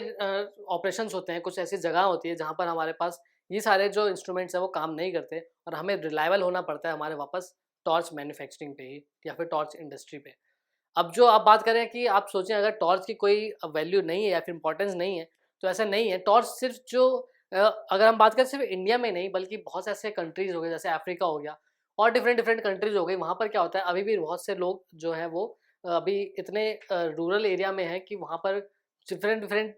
जो मिसहैप्स हैं वो होते हैं। और कहीं न कहीं उसपे एक प्रॉपर लाइटिंग की वजह से, अंधेरे की वजह से क्या होता है कि कभी जो एनिमल अटैक्स होते हैं या फिर डिफरेंट डिफरेंट कोई अगर पिट हॉल्स हो गया या फिर कोई गड्ढे हो गए, तो क्या होता है कि वहाँ पर भी वो चीज़ें लोग नहीं देख पाते, नहीं जान पाते और कहीं न कहीं उनको एक अच्छे टॉर्च की ज़रूरत रहती ही रहती है। इसी के अलावा अगर हम बात करें टॉर्च की, तो बहुत से ऐसे एरियाज़ हैं, बहुत से ऐसी जगह हैं जहाँ पर अभी भी जो है टॉर्च का यूज़ करा जाता है। और एक तरीके से घर में हमारे पास जो कहते हैं इमरजेंसी लाइट या फिर टॉर्च, इसको कहीं न कहीं बहुत से लोग अभी भी रखते हैं घर में। क्योंकि हमारे जो, अगर पुराने दिनों में बात करें तो वैसे बहुत का लाइट कट ऑफ होती थी। अब हालाँकि बहुत कम हो गई है, लेकिन एक इमरजेंसी लाइट की वजह से हम उसको टॉर्च में अभी भी यूज़ करते हैं और उसको काउंट करते हैं। तो आज जानते हैं हम टॉर्च मैन्युफैक्चरिंग के बारे में और किस तरीके से टॉर्च को बनाया जाता है। लेकिन उससे पहले हम समझते हैं कुछ टॉर्च के बारे में। अब टॉर्च अगर बात करें तो एक तरीके से ये हमारा पोर्टेबल और हैंडहेल्ड डिवाइस है, जो कि इसका सबसे बड़ा यूएसपी यही है कि बहुत ही ईज़ी तरीके से, अब तो जो टॉर्च होते हैं, पहले तो ये होता था कि बड़े-बड़े साइज़ के भी होते थे, जिनको आप, जिसके अंदर बहुत मोटे सेल लगते थे। डी टाइप सेल हो गया या फिर उतने बड़े स्टाइल के टाइप के सेल्स लगते थे। अब जो टॉर्च आ रहा है वो काफ़ी कम हमारे साइज़ का भी हो सकता है, पॉकेट साइज़ का भी हो सकता है और जो इंटेंसिटी है वो बहुत ज़्यादा भी होती है। तो इस वजह से वो एक तरीके से रेस्क्यू में भी काम आता है। जो बहुत से जो पुलिस ऑफिसर्स होते हैं, जो रेस्क्यू ऑपरेशन या फिर डिफरेंट डिफरेंट क्राइम एक्शंस पे जाते हैं, वहाँ पर उनके पास भी जो है इमरजेंसी में टॉर्च रहता ही है। यहाँ तक कि डिफरेंट डिफरेंट माइनिंग सेक्शन हो गए, वहाँ पे भी हेलमेट पे लाइट लगी रहती है, लेकिन कहीं न कहीं टॉर्च जो है वो उनका एक एडिशनल टूल रहता है, एडिशनल जो रिक्वायरमेंट रहता है, वो टॉर्च पे डिपेंड रहता ही है। तो बहुत से ऐसे सेक्टर्स हैं, बहुत से ऐसे इंडस्ट्रीज़ हैं जहाँ पर अभी भी टॉर्च जो है वो यूज़ करता ही है। अब जो मेन इम्पोर्टेंट है वो क्या करते हैं कि जो लाइट जो है वो एमिट करता है इससे, और डिफरेंट डिफरेंट इंटेंसिटी पे होता है। अब जो टॉर्च आ रहे हैं ऐसे भी आते हैं कि आप उसकी इंटेंसिटी को जो वह है वो वेरी भी कर सकते हैं। आगे जो आपके जो डायल होता है उसको आप उसको घुमा के आप उसको फोकस भी चेंज कर सकते हैं, उसमें डिफरेंट डिफरेंट शोकेस के लिए भी कर सकते हैं, आप उसकी इंटेंसिटी को भी चेंज कर सकते हैं। और पहले जो अब जो लेटेस्ट भी आ रहा है वो पहले अगर हम देखें छोटा सा बल्ब लगता था, जो इंसेंडेंसेंट बल्ब लगते थे उनको एक छोटे से बल्ब लगते थे जो कि काफ़ी हीट अप हो जाते थे। वहीं अब जो टेक्नोलॉजी चेंज हुई है, अब कहीं न कहीं एलईडीज़ से रिप्लेस हो गए हैं और उनकी इंटेंसिटी भी जो है वो ज़्यादा हो जा गई है। बहुत ही कन्वीनिएंट होता है, बैटरी ऑपरेटेड होता है क्योंकि लाइट पे डिपेंड नहीं करते हैं इस पे, क्योंकि अगर मेन उसका काम ही वही है, जब लाइट चले जाती है या फिर जहाँ कहीं अंधेरा है, जहाँ हम पावर सोर्स नहीं प्रोवाइड कर सकते, वहाँ पर हमें जो हमारा काम आता है वो आता है टॉर्च का। इस वजह से हम उसको बैटरी ऑपरेटेड करते हैं। और अब बहुत से लोग जो है हाइकिंग का भी शौक रखते हैं, नेचुरल एक्टिविटीज़ का भी शौक करते हैं और एडवेंचर का भी शौक करते हैं, तो वो भी अपने जो बैकपैक होता है उसमें सेफ्टी के लिए जो है टॉर्च जो है वो इमरजेंसी लाइट के तौर पे रखते ही हैं। और उनकी जो इंटेंसिटी होती है वो भी काफ़ी ज़्यादा होती है। और ये जो मार्केट है, ये जो हॉबिस्ट का मार्केट है या फिर एडवेंचर का जो मार्केट है, ये भी बहुत अच्छा एक नीश है, जहाँ पर जो हमारा इंडस्ट्री है, जो टॉर्च की मैन्युफैक्चरिंग की इंडस्ट्री है वो बूम कर रही है। और बहुत से लोग जो है वो इनको डायरेक्ट सप्लाई कर रहे हैं, बी टू बी या फिर बी टू सी, और उससे पूरा एक बिजनेस जो है वो क्रिएट कर रहे हैं। इसके साथ ही जैसे हमने बोला कि ये बैटरी ऑपरेट तो होता ही है, लेकिन कुछ टॉर्च ऐसे भी होते हैं जिनको आप एक सोलर पैनल से जो है वो कनेक्ट कर सकते हैं। और छोटा सा एक जो आपका सोलर पैनल होता है, जो फोल्डेबल सोलर पैनल होता है, उससे आप उसको बैग में भी रख सकते हैं। और अगर आप कहीं बाहर एडवेंचर पे हैं तो वहाँ पर आप उसको थोड़ी देर रख के आप उसको चार्ज भी कर सकते हैं। और फिर जब वो चार्ज हो जाए तो आप उससे मोबाइल भी चार्ज कर सकते हैं। डिफरेंट डिफरेंट चीज़ें जो होती हैं, इलेक्ट्रॉनिक डिवाइस होती हैं, उससे भी आप उसको पूरा ऑपरेट कर सकते हैं। और एक तरीके से कहीं न कहीं नेसेसिटी से अलावा जो ये एक एसेंशियल प्रोडक्ट, एसेंशियल आइटम जो है वो डे टू डे लाइफ में भी बन चुका है एक सेफ्टी पर्पज़ के लिए। तो इसलिए टॉर्च जो है वो बहुत ज़्यादा इम्पोर्टेंस रखता है। अब बात करें कि जो हमारे एप्लीकेशंस की जैसे मैंने बात करी थी, तो उससे अलावा जो होते हैं पुलिस ऑफ़िशियल्स जो होते हैं, आपने देखा होगा अभी भी जो है वो टॉर्च को कैरी करते हैं और उनके पास सेफ्टी के लिए जो रहता है, वो टॉर्च रहता है। ये फाइंड एंड रेस्क्यू ऑपरेशंस में रह गया, आर्मी मेंस के पास हो गया। जो गार्ड्स होते हैं, अब गार्ड की बहुत बड़ी मार्केट है, बहुत बड़े एक लेवल पे अगर बात करें तो हर एक गार्ड पे या फिर डिफरेंट डिफरेंट जो सोसाइटी होती है, वहाँ पर जो गार्ड्स होते हैं, उनको एक अच्छा टॉर्च जो है वो बहुत ज़्यादा हेल्प करता है। एक उनका एक तरीके से वो कलीग होता है, क्योंकि वही जो है वो एक इम्पोर्टेंस। और जो भी अंधेरे में अगर कोई एक्टिविटी कर रहे हैं या फिर कोई भी एक रॉबर आया, कोई भी अटैकर आया, कोई जानवर ही आ गया, तो वो एक अच्छे से उसको टॉर्च को, लाइट को है जो वो एक तरीके से टूल की तरह भी यूज़ कर सकते हैं। क्योंकि अगर हाई टॉर्च का आपका इंटेंसिटी का टॉर्च है, तो आप शायद डायरेक्ट उसकी आँख पे भी आप उसको कर सकते हैं पॉइंट, जिससे क्या होता है कि वो उसको थोड़ी देर के लिए दिखना बंद हो सकता है। या फिर कोई अगर बहुत तेज़ी से कार चला के आ भी रहा है, तो आप सीधा ड्राइवर के उस पे भी आप उसको हिट कर सकते हैं। और उससे क्या हो सकता है कि वो आपके जो एक उसको दिखना जो है वो रोड से कनेक्टिविटी जो है वो बंद हो सकती है। और उससे कहीं न कहीं वो अलर्ट भी हो जाएगा। अगर कोई सो भी रहा है या फिर कोई कुछ कर भी रहा है, तो वहाँ से भी वो उसको अलर्टनेस पहुँच सकती है। इसी तरीके से फार्मर्स होते हैं जो खेतों में जाते हैं, किसान लोग जो होते हैं, वो लोग भी जानवर से अटैक से बच सकते हैं। वो भी देख सकते हैं अगर कोई नीचे कोई रेप्टाइल है, कोई साँप है, उसको भी वो पूरे अच्छे से देख सकते हैं। और कुछ जो हमारे टॉर्च होते हैं, उसकी इंटेंसिटी जो होती है, किसी की होती है बहुत ही ज़्यादा इंटेंसिटी वाली, मतलब कि बहुत कन्फाइन होती है। मान लीजिए अगर आपका ये टॉर्च है, तो कुछ होते हैं कि जो आपकी बीम्स जो है वो सिंगल लाइन में दे रहे हैं और बहुत दूर तक दे रहे हैं। वहीं कुछ होते हैं कि आपके जो लाइट का जो सोर्स है, उसको वो फैला के देते हैं और थोड़ा कम हाइट पे देते हैं। तो आपको एक ऑप्टिमम लेवल सेट करना है कि आप इतना रेंज जो है वो कवर करें और एक हाई इंटेंसिटी के साथ कवर करें, ताकि ऐसा ना लगे कि सिर्फ आपका जो बल्ब, जहाँ जितना साइज़ का आपका बल्ब है, सिर्फ उतनी इंटेंसिटी आ रही है, बल्कि आपका जो फोकस जो बढ़ रहा है, उसके लिए जो आपके लेंसेज़ लगते हैं, वो एक अच्छे क्वालिटी के होने चाहिए, ताकि जो आपका यूनिफ़ॉर्म तरीके से जो है वो लाइट पहुँचे, हर डायरेक्शन में दिखे। ऐसा नहीं कि सिर्फ आप एक लाइन पे देख रहे हैं, उसको एक तरीके से पूरा एक ब्रॉडर व्यू मिल जाए और ब्रॉडर जो है वो लाइट अपीयरेंस मिले। तो इस तरीके से हम उसको टॉर्च को वेरियस जगह एप्लीकेशंस यूज़ करते हैं। और होम्स में तो हम यूज़ करते ही करते हैं, अगर मान लीजिए कोई लाइट चली गई तो। तो इस तरीके से कुछ हमारे जो एप्लीकेशंस थे, इसके अलावा भी बहुत सारे एप्लीकेशंस होते हैं टॉर्च को यूज़ करने के लिए। अब जो होता है कि टॉर्च की अगर बात करें तो उसमें बेसिकली होते क्या है, तो बहुत ही सिंपल होता है, इसमें कोई हमें बहुत ज़्यादा टेक्निकल चीज़ें नहीं होती हैं। अगर बात करें कॉमन चीज़ें चीज़ें जो होती है आप किसी भी टॉर्च में अगर देखें तो वो होता है बल्ब। अब बल्ब जो होते हैं वो डिपेंड करते हैं आपके इंसेंडेंसेस बल्ब हैं या फिर आपके जो एलईडी वाले बल्ब्स हैं वो वाले बल्ब आ गए हैं। इसके अलावा जो आपके इलेक्ट्रिक सेल्स होते हैं या फिर आपकी जो बैटरीज हो गई है वो कितनी बड़ी है। अगर आप पॉकेट साइज़ का बना रहे हैं, आप अगर एक बड़े एप्लीकेशन के लिए बना रहे हैं, आप अगर किसी गार्ड के लिए बना रहे हैं, तो वो क्या होता है कि उतने-उतने साइज़ जो है वो वेरी करते जाएँगे आपके टॉर्च के। और कुछ छोटे होते हैं, कुछ सिलिंड्रिकल शेप के होते हैं, कुछ पतले होते हैं। तो उससे क्या होता है कि उसमें जो मेन बैटरी लग रही है, वो भी वेरी करती है। चाहे बैटरी आपकी डबल ए साइज़ की हो गई या फिर ट्रिपल ए साइज़ की हो गई या फिर डीट्स टाइप की हो गई, जो बहुत बड़ी बैटरीज़ होती हैं, उस तरीके की आपकी बैटरी यूज़ कर रहे हैं। इसके अलावा जो होता है मेन जो आपका होता है वो होता है स्विच, क्योंकि यही एक तरीके से हमारा अब स्विच जो है वो एक तरीके से बहुत ही ईज़ी होना चाहिए ऑपरेट करने के लिए। ऐसा नहीं कि हम उसको दबा रहे हैं और वो ऑपरेट ही नहीं हो रहा। उसमें ऐसा भी नहीं कि बहुत ज़्यादा फंक्शंस हो कि आप उसको बहुत ज़्यादा अ, वेरी करने में बहुत ज़्यादा कन्फ्यूज़न पैदा हो रही है। ज़्यादातर जो होता है वो अगर बात करें सिंपल एक स्विच होता है जो ऑन ऑफ होता है और एक इंटेंसिटी को हमारे पास कंट्रोल करने के लिए मेन जो स्विच होता है वो एक तो बहुत डिम पे होता है,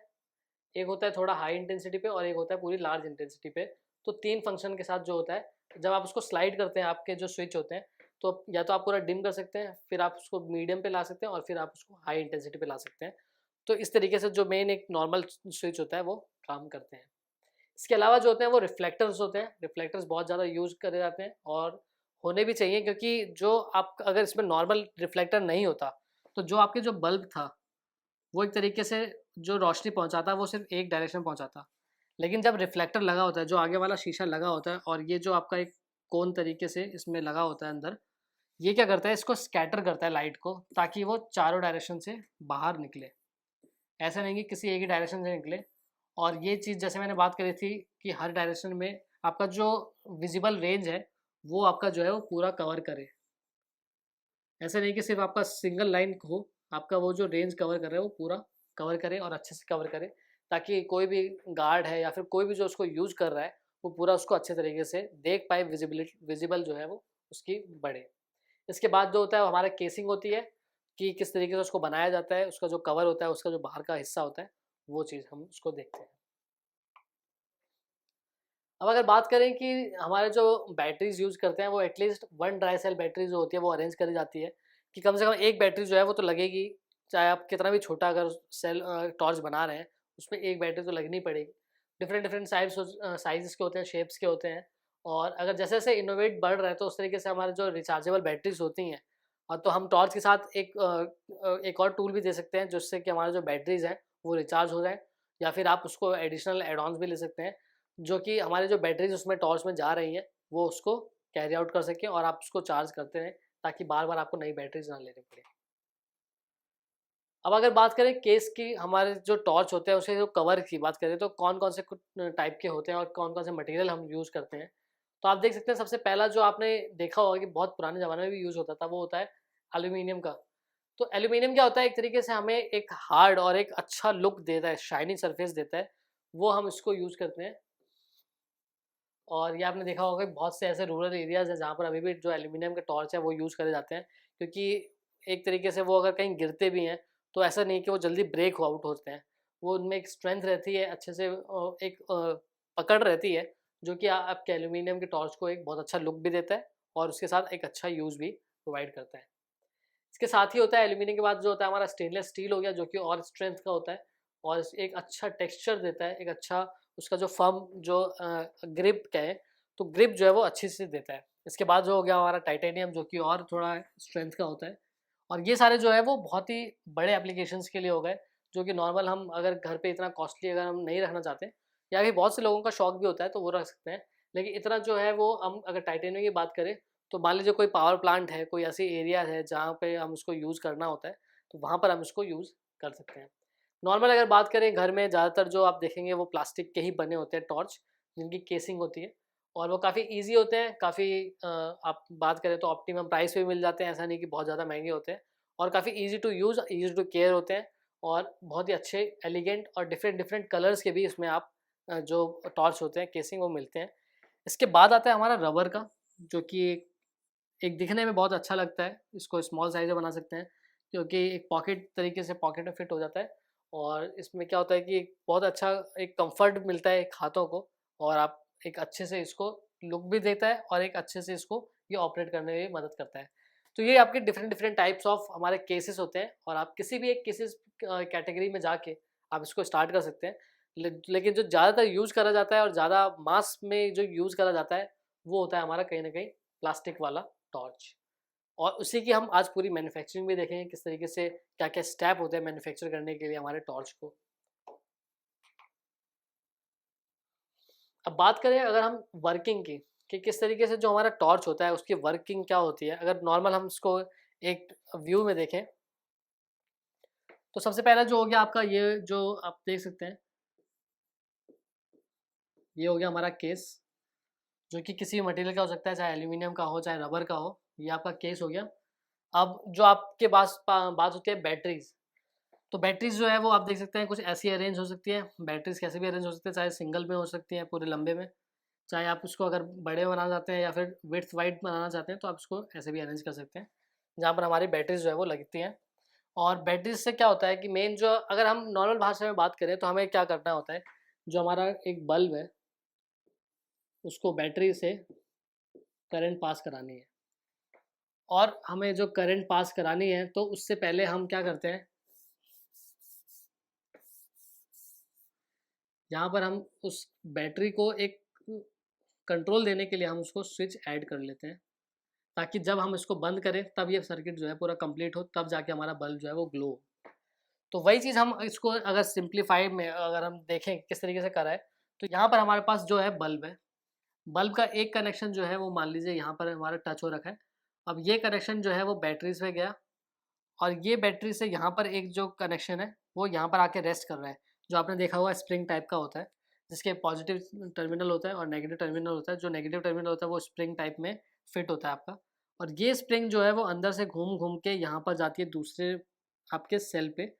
तो ये प्लस माइनस, अब ये माइनस जो है वो प्लस पे आता है, तभी आप जो बैटरी होती है वो सीधी लगाते हैं, दूसरी उल्टी लगाते हैं, क्योंकि वो क्या होता है प्लस माइनस का करेक्शन देना होता है। तो ये आपका यहाँ से गया और आपने इसको इसमें कनेक्ट कर दिया। अब ये सेल से ये कनेक्ट हो गया। अब यहाँ पर अगर आपने इसको आप स्विच नहीं लगाते, आप इसको अगर डायरेक्ट जोड़ देते तो आपका जो सर्किट है वो पूरा कंप्लीट हो जाता और ये बल्ब जो है वो ग्लो कर जाता। लेकिन उसको हमने डायरेक्ट नहीं करा, उसको हमने अवॉइड करा है डायरेक्ट। तो हमने क्या करा, यहाँ पर यहाँ तक हम उसको कनेक्ट कर दिया और यहाँ पर हमने उसको स्विच दे दिया। अब क्या होगा कि जब आप इसको स्विच को ऐसे स्लाइड करेंगे, तब जाके ये जो स्विच है वो इससे जो है वो मिलेगा और तब जाके आपका जो करंट है वो दौड़ेगा, पूरा कंप्लीट होगा सर्किट, और तब ये बल्ब जो है वो ग्लो करेगा। अदरवाइज़ क्या है, ये ओपन रहेगा, ओपन स्विच रहेगा तो कोई जो है इसमें कनेक्शन नहीं बनेगा और ये पूरा खुला रहेगा। तो बस सिंपल सा ही हमने यही करा है कि एक पूरे सर्किट को हमने जो है वो कंट्रोल करा है स्विच की वजह से। अब डिफरेंट डिफरेंट स्विच हो सकते हैं, डिफरेंट डिफरेंट के अरेंजमेंट हो सकते हैं, डिफरेंट साइजेस हो सकते हैं, लेकिन जो काम है, जो वर्किंग है वो एक्चुअल में इसी तरीके से होगी। तो ये एक सिंप्लीफाइड वर्जन था किस तरीके से जो हमारा टॉर्च है वो काम करता है। अब बात करते हैं इसके बनाने की, इसको मैन्युफैक्चर करने की, असली में आखिर किस तरीके से इसको बनाया जाता है। तो सबसे पहले हमें रॉ मटेरियल्स की रिक्वायरमेंट होती है। अगर रॉ मटेरियल्स में बात करें तो हम यहाँ बात करें प्लास्टिक टॉर्च की, जिसके लिए सबसे पहले हम यूज़ करते हैं प्लास्टिक, या फिर जो हम बात करते हैं ग्रैन्युअल्स हो गए, या फिर हम आम भाषा में बोलते हैं प्लास्टिक के जो दाने होते हैं उनको हम लेते हैं। इसके अलावा कुछ उसमें रिक्वायरमेंट्स होती हैं, वो होती है हमारी लेंस की, जो कि अंदर जाके उसको फीड करता है, बल्ब के पास लगे होते हैं। फिर उसको रिफ्लेक्ट करने के लिए हमें पास रिफ्लेक्टर चाहिए होते हैं, और अगर हम उसको बल्ब नहीं ले रहे हैं तो हम उसको अगर चिप ले रहे हैं तो एलईडी के चिप्स चाहिए होते हैं। उसको ऑपरेट करने के लिए बैटरी चाहिए होती है और हमारे पास कुछ स्विचेस चाहिए होते हैं। तो ये हमारे रॉ मटेरियल्स होते हैं। कोई बहुत ज़्यादा इसमें खर्चा नहीं होता, इन्वेस्टमेंट नहीं होता, और अगर डिपेंड करता है कि आप कितना बड़ा प्रोडक्शन कर रहे हैं, कितने बड़े साइज़ पे आप उसको स्टार्ट कर रहे हैं।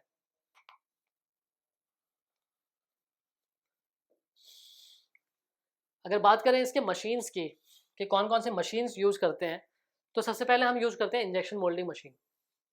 क्योंकि इंजेक्शन मोल्डिंग मशीन क्या करती है कि जो हमारा टॉर्च जो हम बना रहे हैं, उसका जो आउटर बॉडी है या जो उसका केस है वो प्लास्टिक का बनना है, और वो प्लास्टिक का बनने के लिए हमें एक फास्ट प्रोसेस चाहिए, क्योंकि मल्टीपल हम उसको प्रोसेस बना रहे हैं, मल्टीपल टॉर्च बना रहे हैं, तो वो हम करते हैं इंजेक्शन मोल्डिंग मशीन से। फिर उसको पेस्ट करने के लिए, एक कनेक्शंस को बनाने के लिए, हमारे जो लेंसेज होते हैं, हमारे जो रिफ्लेक्टर्स होते हैं, उनको जोड़ने के लिए हमें सोल्डरिंग करना होता है, और उसके जो कनेक्शंस होते हैं बल्ब से हो गया या फिर टर्मिनल से हो गया, उसको जोड़ने के लिए हमें सोल्डर पेस्ट की रिक्वायरमेंट होती है। इसके बाद वो, और जो हमारा टॉर्च बना है वो अच्छे से ऑपरेट कर रहा है या नहीं कर रहा, उसकी जो सर्किट हमने लगाई है वो अच्छे से काम कर रही है या नहीं कर रही, उसके लिए हम उसको लेज़र टेस्टिंग मशीन और पीसीबी टेस्टिंग मशीन में पास कराते हैं, वहाँ से देखते हैं। जब वो वहाँ से अप्रूवल मिलता है, जब हमने जितनी इंटेंसिटी डिफाइन करी थी उतनी इंटेंसिटी पे वो काम करता है, तब जाके हम टॉर्च को आगे सप्लाई करते हैं और मार्केट में उसको उतारते हैं। अब बात करते हैं इसके प्रोसेस की, किस तरीके से जो मैन्युफैक्चरिंग प्रोसेस है वो करी जाती है। तो सबसे पहला जो प्रोसेस होता है वो होता है हमारा केस को बनाना, यानी कि आउटर बॉडी को बनाना, जिसके लिए हम यूज़ करते हैं इंजेक्शन मोल्डिंग मशीन को। और इंजेक्शन मोल्डिंग मशीन में क्या करते हैं कि जैसे जो इंजेक्शन मोल्डिंग मशीन होती है, उसमें हमारे पास जो हॉपर होता है या फिर जो कंटेनर होता है, उसमें हम क्या करते हैं, हमारे जो प्लास्टिक के जो पैलेट्स होते हैं या फिर प्लास्टिक के जो दाने होते हैं, उसको हम उसमें डालते हैं। और जब उस दानों को हम डालते हैं तो क्या होता है, वो आगे जाके ये होता है एक बैरल। बैरल मान लीजिए नली की होता है एक तरीके से, जो कि जिसमें हीटर लगा होता है। वो क्या करता है, इन प्लास्टिक के दानों को पिघलाता है, मोल्टन स्टेट में लाता है, और फिर आगे जाके जो होता है हमारा, आगे एक डाई होती है, और वहाँ पर जो होता है वो प्रेशर से स्क्वीज़ होता है, और जो भी हमारी डाई होती है या फिर जिस तरीके का हमें शेप का बनाना है हमारा जो टॉर्च, उस शेप में वो जाके फिल हो जाती है। और कुछ देर बाद ठंडे होने के बाद वो जो हम केस होता है, उस वो जो हमारा ढांचा होता है, उसको बाहर निकालते हैं, और फिर हमारे पास एक जो कैविटी बन के आती है या फिर जो डिज़ाइन बन के आता है, हमारे पास आउटर बॉडी जो है वो तैयार होके आ जाती है। तो इसी तरीके से प्लास्टिक पैलेट्स को हमने डालते हैं, पहले हीट होता है जो कि बैरल में हीट होता है, और इंजेक्ट कराते हैं हम उसको वाया प्लंजर, जो कि इसके डायरेक्ट अंदर जाता है और मोल्ड में जाके फिट हो जाता है। और जो फ्लैश लाइट्स होती हैं वो एक तरीके से उसका जो शेप जो होता है या फिर जो उसका ढांचा जो है वो पूरा तैयार हो जाता है हमारा इंजेक्शन मोल्डिंग के मशीन के प्रोसेस से। अब आप देखेंगे कि यहाँ पर जो हमारा दूसरा जो स्टेप होता है वो होता है हमारा पुटिंग अंडर हाई प्रेशर। मतलब कि जब हमारा जो प्लास्टिक का जो दाना था वो पिघल गया, तब अब उसको अप्लाई करना होता है प्रेशर, ताकि मोल्ड में जाके वो आराम से बैठ जाए। तो मोल्ड्स जो होते हैं वो हाई प्रेशर के पे होते हैं। और एक तरीके से अगर हम देखें कि आखिर मोल्ड्स होते क्या हैं, तो यहाँ आप देखेंगे कि जो हमारी ये पूरी इंजेक्शन मोल्डिंग मशीन का एक पार्ट है जिसको हम क्लैंपिंग और यूनिट कहते हैं। और यहाँ पर क्या होता है कि जो हमारे पास मोल्ड लगे होते हैं, ये मान लीजिए मोल्ड है, तो मोल्ड जो होते हैं वो हाफ में होते हैं, आधा ऐसा और आधा ऐसा। एक तरीके से आपने देखा होगा कि जब आप जो होली में जो गुजिया बनाते हैं, तो जो आपका मोल्ड होता है वो भी एक तरीके से मोल्ड ही होता है। जब आप उसमें फिल करते हैं, और जो आप जो भी लेते हैं, मैदा लेते हैं, उसको जब राउंड शेप का होता है उसको आप रखते हैं, उसमें फिल करते हैं, और जब उसको बंद करते हैं, फिर जब उसको निकालते हैं तो वो एक शेप ले लेता है, जो कि आपका एक गुजिया का शेप जो होता है वो बन जाता है। तो वही चीज़ जो होता है वो एक तरीके से मोल्ड का ही काम हुआ, कि आपका जो मोल्ड था वो उस तरीके का था। उस जो गुजिया की जो मोल्ड था उसमें उतना स्पेस था, उसमें उतनी कैविटी थी, और वैसे ही ये मोल्ड होता है जिसमें कि हम ऐसी कैविटी बना देते हैं जैसे कि हमें टॉर्च को बनाना है, चाहे वो रेक्टेंगुलर शेप का बनाए। तो ये आधा हुआ, और आधा ऐसा इसका पार्ट जो होता है वो इधर होता है। और जब ये दोनों आके मिलते हैं, तब हम इसमें इंजेक्शन, जो हमारा मोल्टन मेटल पिघला था, उसको अंदर इसमें फीड करते हैं, अंदर भर देते हैं। और भरने के बाद क्या होता है कि ये जब प्रेशर अप्लाई करता है, हाई प्रेशर अप्लाई करता है, तो ये क्या होता है, हर जगह इसको फिल कर देता है। और जब ये बाहर निकल के आता है, तो हमारे पास एक टॉर्च जो है वो पूरा, टॉर्च का कवर जो है वो आउटर बॉडी बन के आ जाती है। तो इस तरीके से पूरा जो होता है हमारा क्लैंप जो होता है, और इसी वजह से जो सबसे डिज़ाइनिंग जो करते हैं हम मोल्ड की, तो और क्लैंप की जो वो डिज़ाइन करते हैं उसमें बहुत ज़्यादा टाइम लगता है, और कहीं न कहीं बहुत ज़्यादा पैसे भी उसमें लगते हैं जब हमें कोई डिज़ाइन चेंज करना होता है इंजेक्शन मोल्डिंग मशीन का प्रोसेस का। तो जब आप प्रेशर की बात करें तो तकरीबन 2500 2500 टन के आसपास जो होता है वो मोल्ड जो है वो प्रेस करे जाते हैं हाई स्पीड पे। और इससे क्या होता है, आपका एक पूरा टॉर्च जो है वो तैयार होता है। और ये ऐसा नहीं कि बहुत ज़्यादा टाइम लगता है, बहुत ही कुछ सेकंड्स लगते हैं, 4-5 सेकंड्स हुए, और इसका आपका मल्टीपल जो है मोल्ड्स जो है वो बन के आ जाते हैं, मल्टीपल टॉर्चेस जो है कवर वो बन के आ जाते हैं। स्टेप 3 की बात करें तो जब आपने इसको दबाया तब आप उसको थोड़ी देर ठंडा रखना होता है, ठंडा करना होता है, क्योंकि अगर आपने इसको दबा के तुरंत छोड़ दिया तो क्या होगा कि वो अभी हीटेड है, और हीट जब नीचे गिरेगा तो हीट क्या है, वो पिघलना स्टार्ट होगा, श्रिंक करना स्टार्ट होगा, एक्सपेंड होना स्टार्ट होगा। तो क्या होगा, वो अपनी शेप मेंटेन नहीं कर पाएगा। तो आपको क्या करना है कि जब ठंडा हो तो ठंडा भी हो, वो उसी मोल्ड के अंदर हो, ताकि जो भी वो आप जितना भी वो फैले तो वो सिर्फ मोल्ड के अंदर फैले और आपका डिजाइन से बाहर ना जाए। तो उसी को हम कहते हैं कूलिंग टाइम या फिर कूल डाउन। और वो बहुत ज़्यादा इंपॉर्टेंट होता है, वो डिपेंड करता है कि आप कितना मटेरियल ले रहे हैं, कितने उसकी थिकनेस क्या है, और उस पे वो डिपेंड करेगा कितना ज़्यादा वो उसको ठंडा होना होता है। तो इसी तरीके से जो है हमारा वो बहुत ज़्यादा यूज़ करा जाता है ठंडा होने के लिए भी, और उसको बहुत इंपॉर्टेंट तरीके से उसको देखा जाता है। इसके बाद जब बात करते हैं तो वो होते हैं, अब हमारे पास बॉडी तैयार हो गई है, कवर तैयार हो गया है, अब हम लेके आते हैं उसके पास जो बल्ब्स होते हैं या डिफरेंट डिफरेंट, उसको हमें अटैच करना होता है। वहीं अगर बात करें डिफरेंट डिफरेंट जो बल्ब्स होते हैं, उसमें आप देख सकते हैं कि एलईडी बल्ब हुआ जो कि लाइट एमिटिंग डायोड होता है, या फिर आपका फ्लोरेसेंट हुआ, फ्लोरेसेंट बल्ब को यूज़ कर सकते हैं, या फिर आपका जो इनकेंडेसेंट बल्ब जो होते हैं उनको आप उसको यूज़ कर सकते हैं। इनकेंडेसेंट बल्ब्स जो होते हैं उसकी जगह कहीं न कहीं इन दोनों की जगह जो है वो एलईडी ने ले ली है, क्योंकि बहुत ही ज़्यादा पावरफुल और बहुत ही ज़्यादा चीप अवेलेबल होता है, और उससे वोल्टेज भी कम लगता है, बैटरी भी कम लगेगी, और कहीं न कहीं जो उसकी इंटेंसिटी है वो भी बहुत ज़्यादा यूज़फुल रहती है, और एक अच्छा लाइट जो है वो प्रोवाइड करता है। अब अगर बात करें जो बल्ब जो होता है, वो हर बल्ब के अंदर क्या होता है, एक मेटल फिलामेंट होता है। अगर बात करें वर्किंग का किस तरीके से बल्ब जो है वो ग्लो करता है, तो आपने देखा होगा बल्ब के अंदर जो होते हैं मेटल फिलामेंट्स होते हैं, जिसमें जो है वो पतली सी वायर होती है जो कि बहुत ही स्ट्रेंथ, बहुत ज़्यादा हीट जो है वो ले सकती है, और वो बनी होती है टंगस्टन की मटेरियल से। अगर हम बात करें इनकैंडेसेंट बल्ब्स की, तो टंगस्टन जो है वो पिघलेगा नहीं, ये जो है वो ग्लो हो जाती है। जैसे-जैसे इसमें जैसे ये इलेक्ट्रिक सर्किट आपका कंप्लीट हुआ, जैसे ही आपने स्विच दबा दिया, तो क्या होगा, आपका जो कनेक्शन है वो पूरा कंप्लीट हो जाएगा, और ये जो है वो ग्लो होने लगेगा, और ग्लो होके ये क्या करेगा, लाइट जो है वो एमिट करने लगेगा, और उस लाइट को और इंटेंसिफाई करने के लिए आपके पास जो ये लेंस है या फिर आपके पास जो रिफ्लेक्टर है, ये जो ग्लास है, वो एक तरीके से इसको और बढ़ा देगा और इसको ग्लो करा देगा। तो इससे आपका जो बल्ब है वो ऐसा लगता है आपका जलने लगता है पूरा। तो इस तरीके से आपका जो है वो पूरा बल्ब जो है वो काम करेगा। अब क्या हुआ, हमने बल्ब के अंदर डिफरेंट डिफरेंट बैटरीज लगा ली, स्विचेस लगा लिए, बल्ब लगा दिया, रिफ्लेक्टर लगा दिया। अब क्या होता है, उसको कवर करना होता है, और लेकिन जो ये हमारा जो बल्ब जो ग्लो करता है, उसको एक इन्वायरमेंट चाहिए होता है, क्योंकि आपने देखा होगा, अगर आपने नॉर्मल बल्ब भी देखा होगा, तो वो जो बंद बंद होता है उसके अंदर क्या होता है, वैक्यूम बना होता है, क्योंकि तभी जाके आपका लाइट जो है वो पूरा फैल पाएगा। अगर वैक्यूम नहीं होगा तो लाइट की इंटेंसिटी जो है वो बहुत कम हो जाएगी, और उसके जो पार्टिकल्स है वो आपस में रिफ्लेक्ट होने लगेंगे, और वो क्या होगा, एक अच्छा बल्ब ग्लो नहीं करेगा। इसलिए हमें उसको वैक्यूम बनाना होता है चैम्बर को, और उसके लिए हम क्या करते हैं, सील करते हैं, और हीटिंग के थ्रू हम उसको वैक्यूम बनाते हैं, और उसके अंदर से एयर जो है वो सक आउट कर लेते हैं। तो जो भी हम पूरा ग्लास स्ट्रक्चर बना रहे हैं बल्ब का, वो हम उसको अंदर रखते हैं, और वो एक तरीके से वैक्यूम चैम्बर बनाते हैं, उसको सारी एयर को है बाहर निकाल लेते हैं, और इस वजह से क्या होता है कि ग्लास जो है वो थोड़ा सॉफ्ट होने लगता है, और फिर जो फिटिंग होती है वो फिटिंग जो है वो बहुत अच्छी फिटिंग होती है, और उस फिटिंग को आप आसानी से निकाल नहीं पाते। इसी वजह से आप बल्ब को कभी घुमा के बल्ब उसको अलग और शीशे को अलग नहीं कर पाते, क्योंकि वो एक वैक्यूम क्रिएट हो जाता है। और जब आपने देखा होगा, जब बल्ब टूटता भी है, जब गिरता भी है, तो एक एयर जो है वो एस्केप होती है, और बहुत सारी एयर जो है उसको फिल करने लगती है। तो वो एक तरीके से पूरा वो वैक्यूम होता है, और बहुत उसको प्रॉपर एक अरेंजमेंट के साथ पूरा उसको ध्यान से उसको मैन्युफैक्चर करना होता है। और ये ध्यान रखता है कि जब आपका जो ये पूरा वैक्यूम बना है, तो वो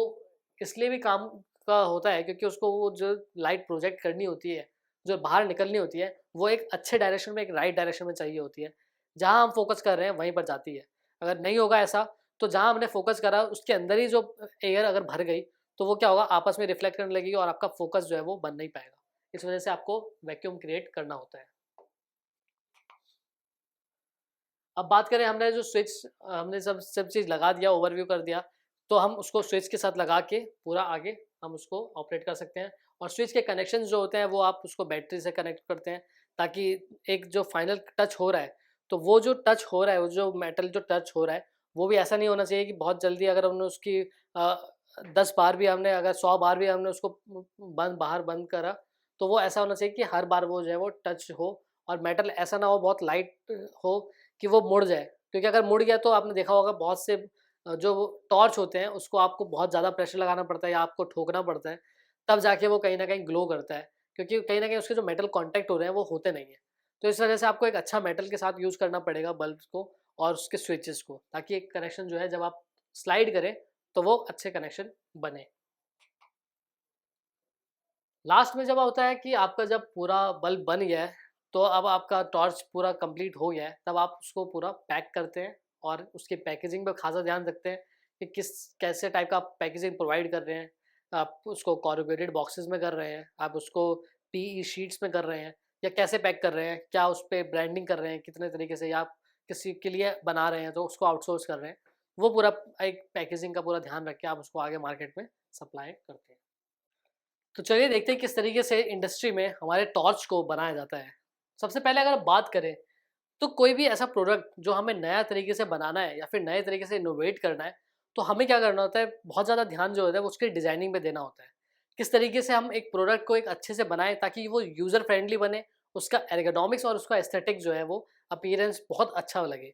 उसके लिए हम एक डिज़ाइनर्स को अप्लाई करना पड़ता है, एक डिज़ाइनर्स को हमें हायर करना पड़ता है, जो कि वेरियस सॉफ्टवेयर्स पे डिफरेंट डिफरेंट सॉफ्टवेयर्स होते हैं, उस पे वो एक 3D व्यू बनाते हैं, उस पे मटेरियल डाल के देखते हैं, उस पे जो हमारे लोड हो गया, इंटेंसिटी हो गया, उसको वो पूरा एक तरीके से आपका वर्चुअल पूरा टूर करा सकते हैं।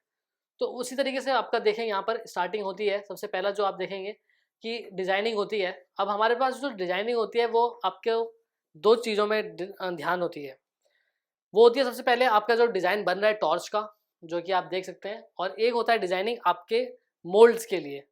यानी कि जो इंजेक्शन मोल्डिंग में जो आपका मोल्ड लगेगा, जो ढांचा लगेगा, जो खाँचा लगेगा, उसके लिए उसको भी एक डिज़ाइन करना होता है कि हमारा जो इसको एक्चुअल में जब इसको बाहर लाना होता है, जब इसको बाहर बनाना होता है, इंजेक्शन मोल्डिंग मशीन में जब इसको डालना होता है, तो वहाँ पे भी ये कैविटी बननी चाहिए, जो कि जिससे कि जब ये हमारा जो टॉर्च है वो बने, तो एक पूरा एक टॉर्च जो है वो बन के बाहर आए। क्योंकि जब हम किसी मेटल को पिघलाएँगे, जब हम किसी प्लास्टिक को पिघला के उसमें डालेंगे मोल्ड के अंदर, तो मोल्ड में वो वैसी शेप आ जाए, उसके लिए हमें वैसा मोल्ड तैयार करना पड़ता है, डिज़ाइन करना पड़ता है। तो वहाँ पर हमारा जो डिज़ाइनर होगा वो 2 काम करेगा। वो हमारा इस पहले इसको जो हमारा प्रोडक्ट है उसकी एक्चुअल डिज़ाइनिंग करेगा, फिर इसी प्रोडक्ट को एक्चुअल में लाने के लिए हमारे मोल्ड्स को बनाएगा और उसको डिज़ाइन करेगा। तो वो जब ये प्रोडक्ट एक आपका जब पूरा एक हो जाए 100% कि हाँ, मेरे को यही प्रोडक्ट बनाना है, ऐसा प्रोडक्ट बनाना है, तब आप करेंगे मोल्ड्स को बनाएँगे। अब मोल्ड्स जो होते हैं वो खुद में एक बहुत ही हाई अच्छे मटेरियल के बने होते हैं, क्योंकि उसमें जो बात होती है लिमिट्स की और टॉलरेंसेस की, कि कोई भी अगर मान लीजिए आपको एक्चुअल प्रोडक्ट जो है वो 100 का चाहिए, उसकी जो लेंथ है, तो आप मोल्ड जो है वो थोड़ा 100 प्लस 2 या फिर 100 प्लस 0.1, 100 प्लस 0.2, इतना जो है वो उतना का बनाएँगे, ताकि जब उसके अंदर कुछ भी भरें, तो वो 100 का बाहर निकल के आए। तो इससे क्या होता है, वो मोल्ड जो है वो एक एक्चुअल डायमेंशन से हमें थोड़ा हाइट, थोड़ा ज़्यादा या फिर थोड़ा कम हमें बनाना होता है, जितनी हमें रिक्वायरमेंट है। और उसके लिए जब हम यहाँ पर आप देख सकते हैं जो प्रोसेस हो रहा है, वो मशीनिंग जो हो रही है वो मोल्ड की हो रही है। यहाँ पर हमें टॉर्च का कुछ काम नहीं हो रहा है, यहाँ पर जो है वो खाँचा बन रहा है कि हमें ऐसा टॉर्च जो है वो बनाना है। उसके लिए हमें मशीनिंग जो होती है वो आप देख सकते हैं, मिलिंग मशीन जो हो रही है, वो हो रही है एक सीएनसी प्रोग्राम की वजह से। एक सीएनसी प्रोग्राम है। अब ये जो है वो आप अपने खुद का हो सकता है, अगर आपका खुद का नहीं है तो आप उसको आउटसोर्स कर सकते हैं, और बहुत ही ईजी तरीके से आप बस अपना डिज़ाइन जो है उनको वो दे दीजिए, और वो जो है आपका मोल्ड जो है वो कट करके आपका पूरा तैयार करके दे देंगे। यहाँ पर आप देख सकते हैं कि किस तरीके से जो है वो फ्लूइड्स जो है वो गिर रहे हैं, ताकि जो फ्लूइड्स गिर रहे हैं वो एक तरीके से जो है फ्रिक्शन नहीं होना चाहिए। बहुत ही शाइनी सरफेस होता है, और बहुत ज़्यादा, क्योंकि यही कहीं न कहीं आपके प्रोडक्ट को डिफाइन करेगा। जब इसमें से टॉर्च बन के आएँगे, तो वो डिपेंड करेगा कि आपका इसके अंदर की स्मूथनेस कितनी अच्छी थी, उससे ही आपका टेक्सचर जो है वो डिफाइन होगा। तो इसको बहुत अच्छे से शाइनी से अच्छे से बनना होता है, और इसलिए हम इसको डिफरेंट कूलेंट यूज़ करते हैं, और डिफरेंट डिफरेंट हम इसको टेक्नीक से इसको बनाते हैं। अब ये जो मोल्ड बना है आप देख सकते हैं कितना हैवी है, कितना इसमें स्ट्रेंथ है। अब ये मोल्ड जो है वो पूरा जाके आपका इंजेक्शन मोल्डिंग मशीन में फिट हो जाएगा क्लैंपिंग सेक्शन में। अब आप देख सकते हैं यहाँ पर जो टॉर्च बन रहे हैं, जो खाँचे बन रहे हैं, ये जो वर्कर है, कहीं न कहीं इसके जो बाहर का जो एरिया है, जो बाहर का एरिया है, वो ट्रिम आउट कर रहा है। वो एक शार्पन मटेरियल से उसको बाहर निकाल रहा है। क्योंकि जब ये मोल्ड बन के आता है, जब इस मोल्ड में से प्रोडक्ट बन रहा है, तो वो कुछ इस तरीके से होगा। आपने देखा होगा सबसे पहले जो है हमारा जो दाना है, प्लास्टिक का दाना, इस प्लास्टिक के दाने से हमारा जो टॉर्च की बॉडी जो है वो पूरी बनेगी।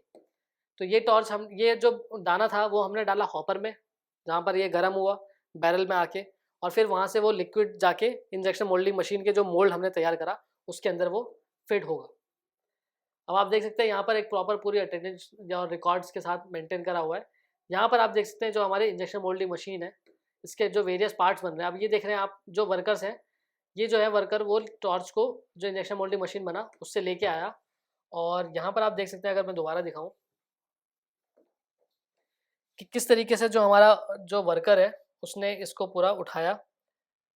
अब ये आप देख सकते हैं कि जो एक्चुअल में जो टॉर्च बना जो इंजेक्शन मोल्डिंग मशीन से बन के आया वो कुछ हमारा इस तरीके से था।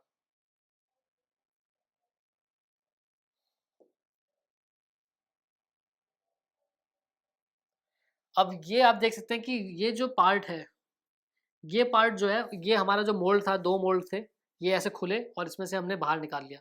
तो ये जो आपका जो पाइप बन के आया है, ये एक तरीके से इसमें पूरा इंजेक्ट हुआ है, और ये हमारा एक्चुअल टॉर्च है और इसका ये टॉर्च का मुँह है। और ये हमारा हो गया जो इसको कनेक्ट कर रहा है, ताकि एक बार में ये हमारा एक टॉर्च जो है पूरा कंप्लीट हो जाए, और एक बार में ये मल्टीपल टॉर्चेस जो है वो बन जाते हैं, और इस वजह से ये जो है फास्ट प्रोसेस होता है और बहुत ही ईज़ी तरीके से, बहुत ही फास्ट तरीके से ये बन जाता है। आपने देखा होगा जो हमने प्लास्टिक के दाने देखे थे वो भी येलो कलर के थे। इस वजह से हमारा जो उसमें अगर हमने कोई कलर नहीं ऐड करा तो जिस कलर का हमारे पास जो पिगमेंट है या फिर जो हमारे पास जो प्लास्टिक का मटेरियल है, ग्रेन्स हैं, उसी टाइप के हमारे टॉर्च जो है वो मैन्युफैक्चर होके आ जाएँगे। यहाँ पे भी आप देख सकते हैं ये जो है हमारे पास एक पूरी टॉर्च आया। अब इसको हम डिफरेंट प्रोसेस करके जो कट करके हम इसमें से टॉर्च निकाल लेंगे और हम उस टॉर्च की पूरी असेंबली हम कर देंगे। ये आप देख रहे हैं तोड़ के इसको पूरा असेंबल करा, और यहाँ पर ये पूरा असेंबल होने के बाद इसमें डिफरेंट डिफरेंट कंपोनेंट्स जो है वो फिट करे जाते हैं। डिफरेंट डिफरेंट वर्कर्स हैं, और फिट करने के बाद इसमें जैसे आप देख सकते हैं कि वेरियस जो हमारे पास टॉर्चेस के स्विचेस हो गए, तो एक तरीके से हम इसको रिवेट कर देते हैं। ऊपर से ये प्रेशर अप्लाई होता है और यहाँ पर हम स्विच रखते हैं, वो डायरेक्ट इसको अंदर इंसर्ट कर देता है, और हमारे पास एक अच्छा सा बॉन्ड जो है वो कनेक्शन जो है वो बन के आ जाता है। और फिर हम उसमें बैटरी डालते हैं, और फिर इसके ऊपर हम जो इसका कवर होता है, जो लेंस होता है, उस लेंस को डालते हैं, और फिर हम उसको पूरा अच्छे से रोटेट करके फिक्स करते हैं, इसकी क्वालिटी चेक करते हैं, और फिर हम फाइनल में इसको पैक करके आगे मार्केट में भेज देते हैं। तो ये था हमारा एक पूरा टॉर्च असेंबली, किस तरीके से टॉर्च जो है वो मैन्युफैक्चर करा जाता है, किस तरीके से पहले इसकी मोल्ड डिज़ाइन करते हैं, फिर हम इसको प्रोडक्ट को डिज़ाइन करके हम पूरा इसको असेंबली को कैरी आउट करते हैं और मार्केट में ईजिली सप्लाई करते हैं। तो देखा आपने किस तरीके से जो हमारी इलेक्ट्रॉनिक और इलेक्ट्रिकल इंडस्ट्री है उसमें ड्रोन और टॉर्च का मैन्युफैक्चरिंग करा जाता है, और किस तरीके से आप इस बिज़नेस को एक अच्छे से पूरा पढ़ के, एक अच्छे से समझ के एक अच्छा बिज़नेस जो है आप क्रिएट कर सकते हैं। Thank you.